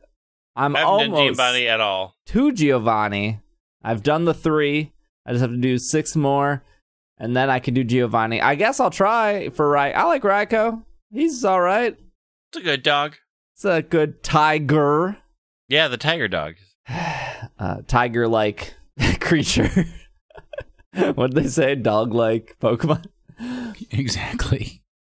February research breakthrough. Lapras is done. They did Lapras all through January. This month it will be Woobat, and you will get bonus Woobat candy. My assumption is because Woobat has the heart nose. That's why they did Woobat. I would agree with you, but Swoobat also has a heart nose. Yeah. Heatran will be leaving. The bachelor party is over. Bachelor party's been over a long time. Tornadus, the Cyclone Pokemon, will be in 5-star raids.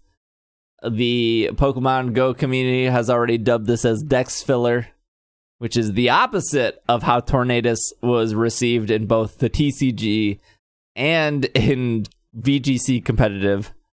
Tornadus was very, very good in the trading card game. Tornadus is the only mono flying type Pokemon, as far as I recall, unless they've added one since. Rookidee, actually, comes into play here. Rookidee's no Tornadus, friend. Tornadus could do the donk in the TCG. It was a donk. It was a card that could do the donk. Do we think Tornadus is going to ruin Pokemon Go like it's ruined everything else? No, I think its that's stats going are to be actually Landorus. Oh, okay. maybe Landorus for fighting, but no, it doesn't seem like Tornadus is specifically good for Pokemon Go. Tornadus really benefited from Prankster, the Prankster ability in VGC. So that'll be around for a month. It starts on Tuesday, February 4th. It will actually end February 25th, 2 days before Pokemon Day. So there's probably a reason for that, I'm assuming. There will be a Sinnoh region celebration event, which obviously means that remakes of Gen 4 confirmed. Yes. You heard it here from us first. There's insert sarcasm if you did not detect that. February 7th through February 10th, Pokemon originally discovered in the Sinnoh region will appear more often in the wild and raids. All 7K eggs will feature Pokemon from the Sinnoh region, including... There's not a lot of winners in here. Bidoof, Combee, Bronzor, Gible, Riolu, Hippopotas, and Mantike. I can get a shiny Bidoof? You could maybe finally get a Gible. I heard Please the real... stop rubbing everybody's shiny Rosalie in my face. I heard the real game doesn't begin until you get a Gible. It used to be until you got level 40, but now you're not a true Pokemon Go player unless you have Gible. Or maybe it's Axew now. It's Axew now. I think Gibble's still pretty hard to find, though. Event-specific field research will award you with encounters of Pokemon that were originally discovered in the region, as well as Sinnoh Stones. And last but not least, if you're lucky, you may encounter a shiny Riolu or a shiny Hippopotas. What about a shiny Bidoof? No, that's already shiny. Oh, okay. You'd have to be lucky for that. Already shiny. And by shiny Hippopotas, you mean female, right? Yes, yeah. Or is that Hippowdon? No, they both have different colors. I think the female is like black. Pokemon Go Valentine's Day 2020. Love will soon be in the air, Greg. Will it? All right. Not in my house. I mean, not well. Our annual Valentine's Day event is back from Friday, February 14th at 8 a.m. from Monday the 17th to 10 p.m. Pink Pokemon will appearing more often in the wild. Didn't they do pink last year? They did. Boring. Audino, the hearing Pokemon, and Alomola, Oh my god. the caring Pokemon. I try so hard to say this Pokemon's name right. I know it's a palindrome as well. I understand. Alomola. Alomola. Is that better? There you go. All right. Sure. Will be making their Pokemon Go debut. They're rare, though. Of course they are. Yeah, of course they will So be. you might... Deal with all the sneaky pink while waiting for the one pink you want. So you might encounter them only if you're very lucky. During this event, regular lure modules will last 6 hours, and you will receive twice catch candy bonuses. If you're lucky, trainers, you may hatch a shiny Happiny or encounter a shiny Chansey in the wild. You'll know it because it's an ugly green. To continue, beautiful to me. The Pink Pokemon festivities in celebration of Valentine's Day, there will be a raid event on February 15th from 2 to 5 featuring Lickitung. Why? That's not right. I think they're referring to like French kissing. No. Oh, sure. Yuck. Sure they are. Very yuck. There's no kissing on this program. Do I get a V card of Lickitung? Oh my gosh. Lickitung will be available in 4-star raids and know the move body. We'll know the move body slam. I bet it will. It's a good normal type move. You can receive up to 5 additional raid passes as no cost, and they will not be available after the event ends. Lucky trainers. I'm sure you're getting lucky with Lickitung. You may encounter a shiny Lickitung. Gross. To celebrate your love, for friends with special friendship weekend.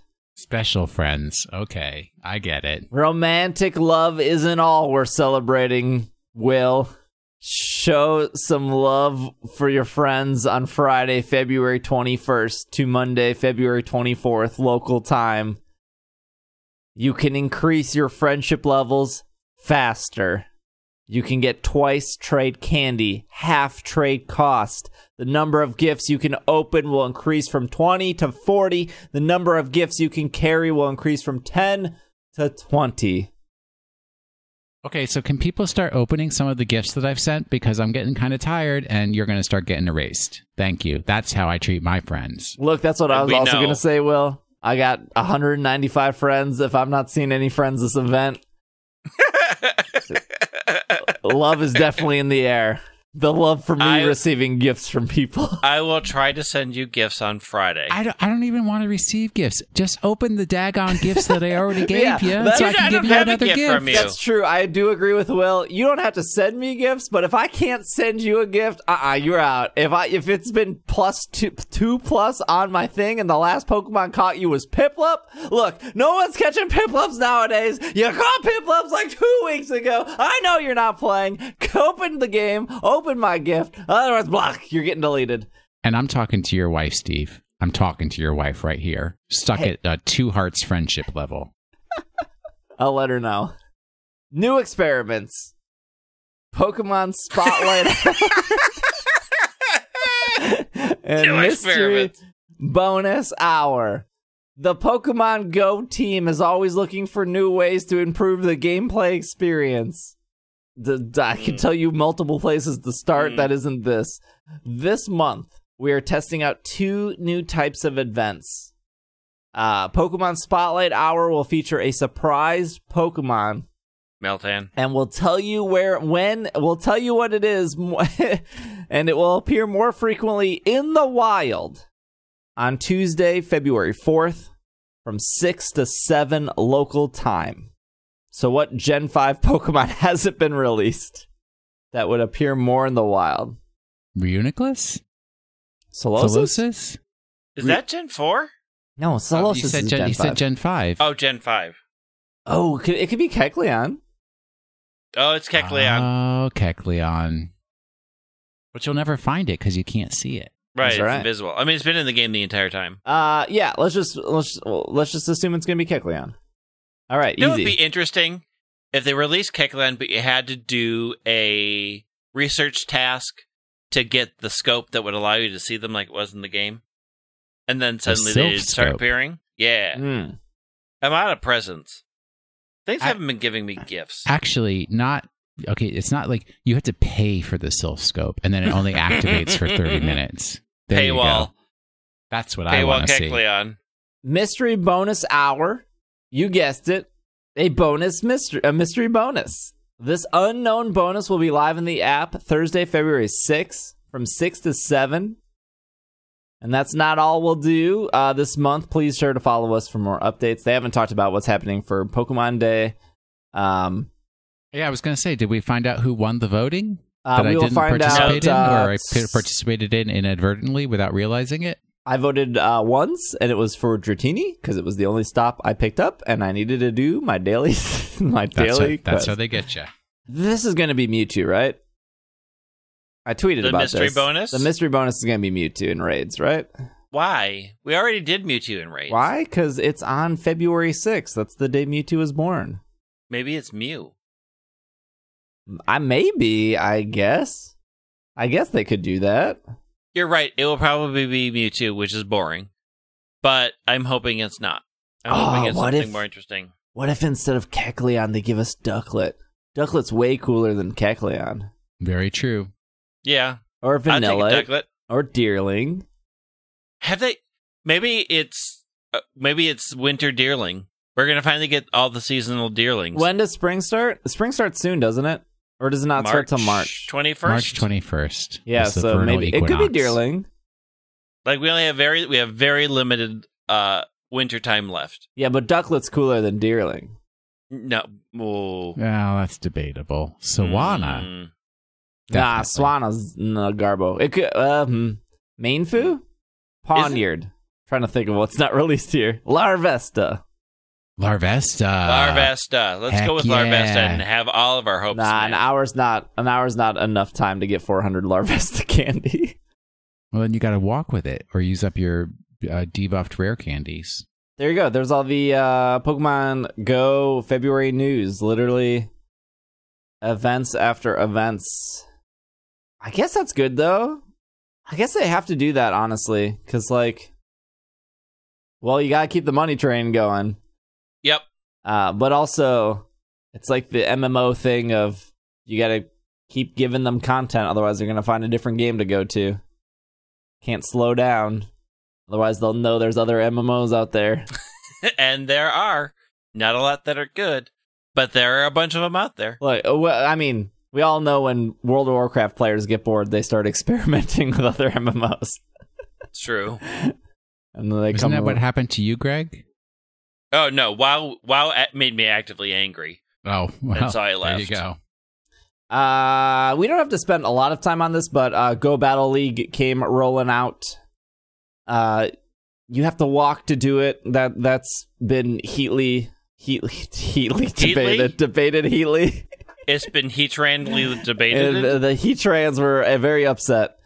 You can unlock Pikachu Libre avatar items by participating. You know, I'm going to be honest with you. I did my free 5 matches, and I actually had a pretty okay time with it. I think mostly because I don't even really know what it is. Oh, okay. So, sure. So they moved the battle tab. So if you want to battle like Candelia or stuff. Candelia? Spark? Sure. They took that out of the nearby, which was a weird place for it anyways. Yeah, it was a weird place for it. And so when you hit the Pokeball, there's now a battle tab. And then in there, it keeps track of how many wins you have, how many battles you've done, your streak, Stardust earned. And you can go up a ladder, and the season will reset. I think the season here resets March 31st. And so right now, this season is Great League, and they already said for the next season, it will be Ultra League. So it does let you use different Pokemon. So you can still battle nearby with your friends and stuff. You can still send your friends invites if you want to battle them. But this is like ranked battles. So ideally, you're going to be playing somebody in the same rank as you. And you can win you can win Stardust and rare candy and stuff. More importantly, once you make it to, I think, so I'm in level 2 right now. I think you just have to play 5 matches to get to level 2. You can unlock a Scraggy, which some people were also upset about because that would require you to win. You mean you get an award for actually winning something? Yeah, I can't remember. The millennials wouldn't understand that. Yeah, I don't know if it matters how many times you lose, though. So there's like premium rewards and there's basic rewards. I don't know what the difference between those are. I am at level 2. I've only done 5 matches. I just unlocked because you had to walk 5 kilometers to unlock it. Otherwise, you had to pay, I think, 200 coins. And I was like, that's fine. Like, I like it, but I don't like it enough to pay $2. But I believe they've lowered it as of this recording to you only have to walk 3K instead of 5K, which I think is better. I was actually talking to Bobby prior to this. I think the only reason it was so high at 5K is because that was a way for them to manually throttle their server load. So they could, slowly let like level 37 players, level 30 players, level 20 players in slowly, but also because people can connect with other people consistently, if they locked it behind 5K, they could slow that down to make sure that the servers were good. And now that I'm sure their servers can handle it, they lowered it from 5 to 3. I don't know if it'll go any lower, but also I think the walking thing is fine. I mean, literally the whole point of Pokemon Go is to walk and to like get out and play. So I think I don't know what the average of like walking is. Like when I did have a 9 to 5 job, I'd be hitting at least 2K every day, just walking from my office to the bathroom or to the break room or to my car to my desk. And I had to go up flights of stairs. It's a lot harder for me working at home, but I don't think 3K is unreasonable to do your 5. I mean, you could just skip it and pay, I guess. No, I don't think that's unreasonable at all. I think 5K Especially was for a walking game. Yeah, I think 5K was a little much. 5K is only what, 3 miles? That's nothing. Okay, final bit of news here. Almost forgot. This is off Pokemon.com. Actually, here, no, I'll just pull the press release. That's actually a little bit more concise. So this is just the press release. Also on Pokemon.com, though. The legendary Pokemon Rayquaza and its trainer Zinnia? Is that how you say it? I don't know. Yeah. I don't know how to say her name. Zinnia are now available to battle and has been added to a sync pair to Pokemon Masters. The real-time battling and strategy game can be downloaded. The in-game event is called The Dragon That Rules the Sky. It's available now until February 13th. And currently, players who log in each day during the in-game event will be able to earn up to 4,200 gems for free, which is, according to this press release, 14 tries to add more sync pairs to your team. DNA has also announced the following content update. Leaf and Eevee come to Paseo. Kukui and Lycanroc are now available. And the game has celebrated 20 million downloads worldwide. And if you log in now until March 15th, you will get 1,500 free gems, which is, I think, 5 pulls. The Zinnia event is very similar to the Giovanni and Mewtwo event and the Your Character and Solgaleo event, which is you don't pull her, you do the event, and then when you complete the event, you get her and Rayquaza, and then you continue to do the event to power them up. Yep, it's a lot. It's a weird pair, too. Yeah, I wasn't completely satisfied with Lance. I put a lot into Lance, and I just don't see myself... I'm sure there's a situation where Lance is good. I definitely find multiple situations to use Cynthia. Cynthia's great. Which I'm happy with, but... I guess I haven't done this event yet. I'll probably do it this week. I guess, the sync pair does a lot of damage to themselves? Well, so the biggest problem is that all of its moves have pretty major drawbacks. The only one that doesn't, which is Aerial Ace, but the other two are Outrage and Draco Meteor. Outrage will confuse you, and Draco Meteor will lower your stats, which...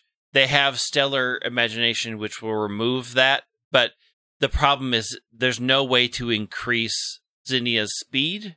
So a lot of times where you would use them in co-op, you're just waiting, because you have to use the bad move first, then wait, use the Stellar Imagination to help compensate for it, and then try again. So what if you bring the Eevee? Yeah, I mean... And then the Eevee... But doesn't Eevee, cure? The sync move, which takes 9 turns to get to. Oh. I haven't pulled the Eevee yet. I'm saving my gems for something else. So I don't know what that something else is. I'm just not a huge, I know people love Leaf. Just doesn't do it for me. So, and the thing about Stellar Imagination is it will remove confusion, flinching, and trapped conditions, and then it sharply raises attack and special attack, but it sharply lowers defense and special defense. So it's really hard to use well. When it can hit, it does do a lot of damage. It's just there are many other ones out there that are better at doing all of those things than this one. So right now I'm just using all the stuff I get out of the event to raise it to wherever I want it, and then it will probably sit in the dust unless there's some major changes, like a better support Pokemon that will help it speed faster. It's just not filling a great role right now. That Flannery is real good now, apparently. Hey, that's what I read. I read that people were very happy with the sync grid for Flannery, but I have not. I mean, so I don't even think I have enough Flannery to power her up. The problem is right. It's good right now, but when everybody gets a sync grid, Flannery will probably fall back to the tier 3 that Flannery always has been in. Like, it's hard to say, hey, do all of your sync grids now when we know everything else is getting a sync grid, and we don't know if that sync grid that you're doing, that you're investing right now, once everything has it, will Flannery still be worth it? I see what you're saying. Or will it just be back to the middle of the pack because now everybody can be powered up in much better ways? So I feel like Flannery wasn't great, and I'm getting a boost right now, but I could also use those things for things that are already great now to make them greater. Like, I'm having a hard time investing in Flannery knowing that it was terrible before. It's good now, but how long is that going to last? Hey, I don't care how good or bad Eliza is. She's on my team. Hopefully I like the Zeb they get a Striker. sync career. It's Zeb striking. There. That's my Pokemon Masters input for the week. I actually don't know, but I would assume that they will also probably have a Pokemon Day event. Probably my guess. Probably. So again, if you're interested in Masters, you get the you get the 300 gems every day right now until, what did I say, the 15th, 16th? So you might as well log in and get your gems. And then you get the 1,500 gems because of their 20 million download celebration. And I'm guessing, I am definitely guessing that there will be, why did that 14-day period, why does this press release not say it? I'm guessing there will be a Pokemon Day event for this. I mean, just so you know, Zeb Striker is second tier. Hey, not bad. Ones out there, so it's decent. Second tier to what? Is Reddit evaluating this, or? No, it's just sort of. I usually go to the Game Press site that does all the analytics. So, like, Olivia Lycanroc is tier 1, and so unless Zeb Striker is tier 2. Hey, not bad. Because it's a physical attacker. I mean, it's definitely a solid choice. It's better than Solrock. Hey, no Martin, no Solrock. I'm not interested. Well, Solrock's already in the game. Hey, they can add another one. All right, let's question of the week here, Greg. All right, ready? I followed Will's request. Okay. Oh boy. All right. Which Care Bear is Beware, and which Pokemon are the cousins? These thoughts will plague me till I die. What's the question of the week? I cry. Excellent. Well done. Congratulations. For you. Just thank for you. you. We have a lot of good questions this week. Yeah, we do. There are a lot of good questions. I might screenshot this and save some of these questions for the future. I think the one we'll go with, though, is Robert's question from our Slack community. What could Game Freak do to make you all stop playing a main series game? Charge $16 a year. Make something called Pokemon Sword and Shield and make it real boring. So I was thinking about this, and if the game's just turned into something similar to Pokemon Battle Revolution, where it's just battling, then I would probably be out. If they turned into games like Coliseum or Gale of Darkness, I would be out. I need more puzzles. I just want more puzzles, please. Puzzles? Puzzles. Like the gym puzzles? That and like move the blocks around to get to the legendary Pokemon and that kind of stuff. Or like figure out which path to go in the underground world. So I was thinking about this too of I played so much Destiny. Destiny has puzzles. Yeah, sure. I played a lot of Destiny, and when they announced that oh, all those guns and all those emblems and all those ships and all those shaders, some of those emblems and shaders cost real money, or some were exclusive to these events that you went to or you didn't go to and you decided to buy them on eBay.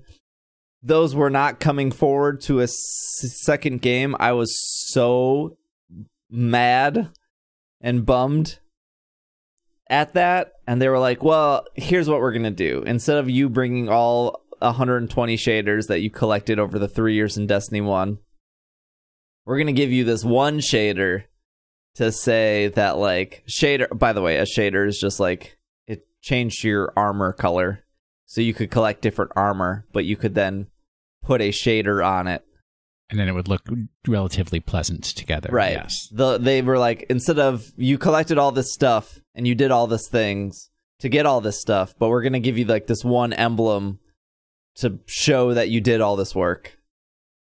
And I was like, it's not really good enough, but that's fine. I love Destiny a lot. I'm super, I was so mad about this of like, because they sold Destiny as like a 10-year game of like, everything is going to come with you on this journey. And then at some point, obviously they decided to like, you know what? We're starting over. We're going to give Destiny 1 players some recognition. And then we're going to do it all again in Destiny 2. And while Destiny 2 was like very similar in a lot of aspects, they changed enough where it just wasn't fun to me anymore. So they changed some of the abilities of the classes I played. They like changed the supers and the ultimates. They changed which guns you held. And they changed a little bit of everything enough to be like, I like this, but also I don't. And I don't know what that would be specifically in Pokemon, because every change they've made so far are changes that I've actually really liked. Like, for example, there's not a lot of trainers that you need to battle to get to the end of that game in Sword and Shield. Maybe that's why Will doesn't like it. Maybe because the routes aren't littered with like 200 trainers with 4 Magikarp each that you just have to plow through. That is part of it. To give you the illusion of like slowing you down. Yes. I love those changes. But I think for some people, they like the experience share always being on. People hate that because it takes away the like, oh, I have to sit in the grass and I have to kill Blipbug a million times in order to get ready for the next gym. But I love that I don't have to do that. So really, every change they've made has been pretty good for me. Where I can relate to the people that want. I mean, I think those people are maybe, hey, whatever. If you enjoy killing wild Pokemon and that makes the game more fun to you over and over again, I get it, but I also don't get it. But I can see how those little changes eventually add up to push somebody away from a game. If they got rid of collecting, like if it was just main series, rental codes, go and do competitive, you would still play that? No, I wouldn't play that. Oh. I mean, I would play it, but I wouldn't play it every day like I'm playing most Pokemon games nowadays. I'm to the point where I don't want a Masuda anymore. I'm to the point where breeding is like not great. But I can ignore that part. I just, it's the same, and that's, I'm sure people love that. But like, man, it's literally the same since Gen 4, and it's very tiresome. I mean, it's not the same, but what do you mean it's not the same? I mean, you put 2 in, yeah, you give one to Everstone, you give one to Destiny Knight, you spin in a circle. Steve, do you know how breeding works in real life? You put 2 people together. Look, I read the Pokemon Go press release. I know you body slam, you get the lick of tongue. I understand. I mean, it is definitely a thing to do while I'm doing other things, right? They did. You're right. They changed the egg moves. They changed the egg moves. They changed it so that you can put, like, if you have one that you like and just delete the move, it will transfer over and you're good. Like, there are massive changes. shiny hunting, breeding has never changed, never will be. It is literally something I do while watching the finale to The Good Place, which is what I did, and I cried the entire time. It's what I do when I eat my breakfast in the morning, and I make little videos for Snapchat followers. Yep. In Temtem. Oh, here we go. I'd have to. I've never actually done this in Temtem. I was watching another streamer explain it, but apparently the males stop becoming like fertile, and you have to like, you can't use them for breeding after a certain amount of time, and you have to like switch, which is kind of interesting. I don't know if that would make it more fun. That actually just seems like more busy work, but it is interesting. It's just more busy work. I'd have to see it in motion, but also the other thing that I thought, again, I don't think this makes it better. But instead of like a breeder crossing their arms to say an egg was ready, you can see like 2 eggs queue up on the shelf and you can just grab them from there, which is kind of novel. I mean, they're pushing Will away, but Will's never really elaborated what specifically is the reason. Boring. Although I'm kind of excited to go into Rose Tower, so we'll see. But it's ramping up for me. But like, what's boring? Are the fights boring? If they had literally just made it, if they had just literally just made it that even for like the first time you go to the wild area and you know the first half of the game you didn't see anything except for new Pokemon, I would have been fine. It's the fact that I was just confronted with old Pokemon that I didn't care about because I already have 18 copies of them so early in the game. I was almost like, this isn't a new game. I'm just playing an old game with a new overlay. So that's what kind of took it away from me. X and Y did that though. No. X and Y started out, you got all it was very, very new Pokemon until you got much further into the game. And then also it was like with the horde mechanics and everything, that made it that much more exciting. So I definitely don't think there's a comparison there. That first forest had all those 3 garbage monkeys in it. That is true. But they were new monkeys. They were new monkeys in Gen 5. They were not new monkeys in Gen 6. They're not garbage monkeys. They're wonderful. I mean, also the first forest in X and Y also had Caterpie in it. Yeah, it did. And Pidgey. It did. What was the new Pokemon in that forest? And the very first thing you run into on that first thing that you have to catch is a Pidgey. I like X and Y. Yeah, me too. Quite a bit. Except for aerial battles. Please take those away and give us more reverse battles. Will, what if in the expansion they have a place where you can plant trees? I mean, I did. You know, I am still playing Sword and Shield. I know. Not as rapidly as Let me tell you what obviously other people would have liked. Okay, I can tell you a couple things that I don't like about Sword and Shield, but not enough to push me away. I think Pokejobs are absolute garbage. I certainly don't waste my time with that. I think they're fun. I think the EV they were fun at the start. I think the EV training part of it is great. That's not what I'm complaining about. I think putting like, hey, I'm not going to be playing the game on Sunday because I'm recording a podcast, or hey, I'm not going to be able to play the game on Thursday because I'm going out to dinner. So like pre-planning and putting Pokemon into that to like get them EV bred and come back the next day, I think is great. I think that's awesome. But like just putting 30 ghost type Pokemon on a mission for them to come back with 1 nugget is like not worth the trouble of those 30 ghost type Pokemon being puked into your first box. Or if your first box is like partially full, puked into your first and second box. Or if your second box is partially full, puked into your first, second, and third box. It's just not worth like finding those Pokemon and then sending them out for just what comes back as a lousy reward. I think Pelago was just a way better like side thing that you could do. So that's like one complaint I have is Pokejobs is not a good Pelago substitute, and I think that like the game does need a Pelago substitute. What was it in X and Y? In X and Y, they like kind of appeared on the bottom screen and kind of danced around and stuff. It was like one of the mini games, yeah. I think the shaking the trees for berries is awful, And again, I think Pelago is better. I think X and Y was better for getting berries.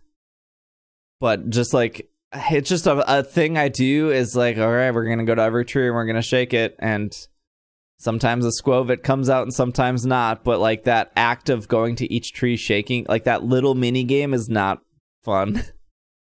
I mean, you get berries at the end of raids, but I think those two things are huge letdowns for me, but again, not enough to push me away from the game. Because the max raids make up for it. Which I guess going into future games, like, I like the max raids so much, and I get that that's the gimmick of this game. But like the co-op feature of doing max raids with 3 other people and having the chance of hidden ability and getting really good rewards, if they take that away from a Pokemon in a future Pokemon game, which they probably will, boy, they better have a good substitute. They took away Pelago and they like gave us Pokejobs, and that's not good enough. No. But they didn't take away anything to give us max raids, so I can see a future Pokemon game if they don't have a good substitute for max raids. Yeah, they took away Mantine Surf. Thank you. Well, I would say that the Rotom bike thing is a good substitute. I don't know if it's a better substitute, but I haven't done Rotom Rally yet. No, I do like Rotom Rally. It's okay. I think it's as okay as Mantine Surf. I think Mantine Surf gave you better rewards. Oh, I agree with that. I think it did too. But I think Rotom Rally is a little bit quicker and a little bit more fun than Mantine Surf. I think also like the changes to the power items in this item made Eevee better. So like doing the jobs just isn't as useful. Like if you can get the power items, it's so much faster than saying go away for 24 hours. Yeah, I mean, I timed it to max out one EV with a power item in Pokerus, and I knocked out what Palpitoad for HP. I think it took 15 minutes. Yeah, I mean, now that they add +8 instead of +4. Yeah. It's huge. But again, I mean, if for some reason your life is organized and you're like, I'm sending these 30 Pokemon out for HP training for 24 hours because I'm not playing the game, that's awesome. That's definitely a time save, but I have done that. You have to know which Pokemon you're sending out for which EV training and what day you're not going to be playing. But it does work. And you need them all to have the item, really. Or Pokerus and a thing that doubles it, because the 24 hours doesn't get you to max. Yeah. I think Pokerus in 24 hours gets you to max, though, right? I think it gets you to 196 and not max. Ugh. I'd have to look it up again. But I think it since it only doubles it, and I think it's only does a max of I think it only does, alone it does 96 in 24 hours, and I think the Pokerus doubles it. I'd have to look again. It's not ideal. Whale Pokemon of the Week. Oh boy, I forgot to bring up last week's Pokemon of the Week. Who was it, Greg? It was Hippopotas. I'm pretty sure Igglybuff. It was Igglybuff. Yeah, it was. What was it? It was like the song. It was a Nick Burgess song. Yeah, you posted it in the Slack. I posted it in the Slack, the Pokemon of the Week Slack. But the fact that I kept talking about babies meant it was a baby Pokemon. There's only so many baby Pokemon out there. It evolves when you get high friendship. It has competitive, cute charm, and friend guard as abilities, if you didn't pick that up from the song. And also the very, from my point of view, clear, some babies want to fill with air and sing out very bad. Since Igglybuff is a balloon, and say like Smoochum is not, well, that would help. Also, the level 1 moves for an Igglybuff are Defense Curl, Pound, Sweet Kiss, and Copycat. The shuffle icon is amazing. Why? It's so cute. Yeah. His happy little face and his big eyes. Pretty good. There's not a lot of good trivia about Igglybuff. The one that stands out here is Igglybuff and its evolved forms share the same category with Quillfish and Drifloon. They're all known as the balloon Pokemon. Balloon Pokemon. It is the year... 2020 year of the Drifloon. No, it's the year of the Quillfish. No, it's the year of the Drifloon. Drifloon didn't sign up in time. It was like the PAX panel. They had to sign up before December 31st, and they missed it, and then they didn't get the panel instead. Quillfish got the dates wrong on its airfare and did not arrive. So, Drifloon. Did you notice how the sprite animation in Black and White and Black and White 2 for Igglybuff is just amazingly fantastic? It's like floating around. Yeah, it's cute. All right, what's our new Pokemon of the week? Oh, I don't know if you guys can handle this. I can't, but I'm going to try. Here we go. The podcast Dewy Dudes is dedicated to promoting and reviewing skincare products and techniques for men, an area of high neglect for many. My daily facial skincare routine includes beard and face wash, beard softener, not hair conditioner, facial moisturizer, always in a pump bottle and never regular skin moisturizer, eye cream, dab or roll on, never smear, and beard oil or cream. It is essential to apply moisturizers as soon as possible after washing your face. You want to create a protective bubble, especially around your face, to lock in the moisture and keep your skin looking young and fresh. You must use a dedicated facial moisturizer so that it will absorb more readily. The question of whether to use a facial moisturizer with an SPF continues to be highly debated. On one hand, the protection can halve the damage of exposure to the fiery sun and even make it impossible for you to get a burn. Preventing this damage can virtually double moisturizing effectiveness as the underlying soft head remains undamaged. On the other hand, SPF and facial moisturizer tends to give an unnatural shininess to the skin. I am not saying you will turn purple with red eyes, but it is still not a good look. Lately, I have also been looking into the potential for advanced anti-wrinkling techniques. Even the most dedicated skincare enthusiast will develop a line or two over the course of time. While Botox has been the go-to for many years, the venom of the spider Heteropoda David Bowie has been shown to have a similar effect without requiring injections. We are still unsure of how long the effect lasts, though. My last bit of advice is to start a skincare routine as early in life as possible. You cannot preserve what has already been lost. At the very least, you should start before you are 22. After that, you may require a more evolved routine. All right, there you go. That's your Pokemon of the week. Oh boy.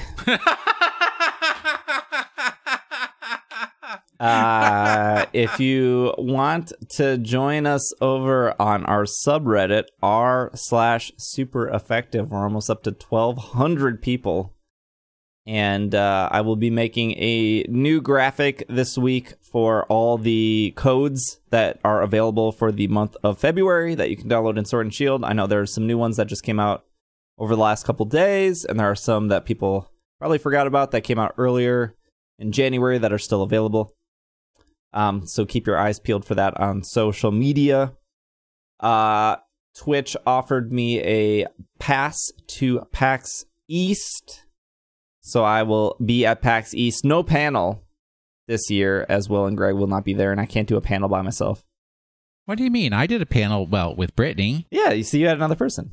I'm sure if you asked Brittany to come up for PAX East, she would come. I'm sure, but the PAX is really weird this year because it's at the end of February and it's usually at mid to end of March, and so I normally apply for panels at the beginning of January because they usually ask for people to submit by January 31st, and then they usually pick 2 weeks beforehand. But since they moved it up, the panels got moved up, and I got closed out of it. So that's fine. No big deal. I still got a pass. I will still be there. I will be there specifically on Friday and Saturday. I will actually be flying back Sunday morning to then record the podcast when I get back. So we don't miss that Monday. And I will be flying out on Thursday night. So on Pokemon Day, we should still have a Twitch stream at twitch.tv/PKMNcast during Pokemon Day. I'm sure all the news will be announced the night of the 26th, since Japan is in the future. But I'm sure they'll save some news. Also, the Pokemon movie, the Mewtwo movie, comes out on the 27th, so that's a thing. But yeah, that's pretty much the game plan for the month. Lots of Pokemon Go stuff. Milcery rotates out in 2 weeks, and we'll probably get another Pokemon. Lapras, Flapple, and Colossal, I think, rotate out at the end of this week. Maybe it's... That's fine. I already got those ones. All right, good. They will rotate out. So yeah, that's everything. Thank you for listening. Thank you for making it to the end of this episode. We will be back next week. And as always, this is another episode of the Pokemon Podcast, and we are... super effective. Super $16. Why? Make it 15. Come on. Or 18. Ooh, no, too much.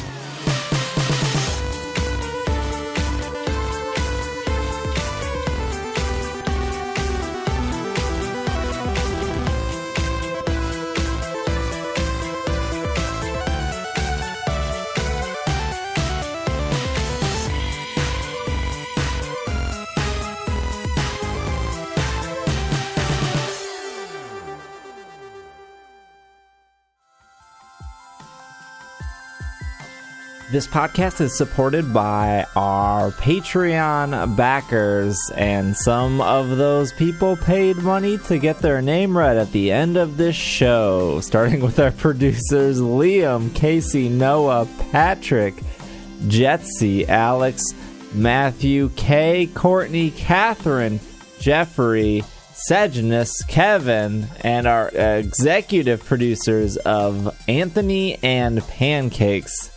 Thank you so much for listening. If you want to support the podcast as well, you can go over to patreon.com/it's super effective, or you can head over to the easier to remember domain, ise.cash. Literally, ise.cash.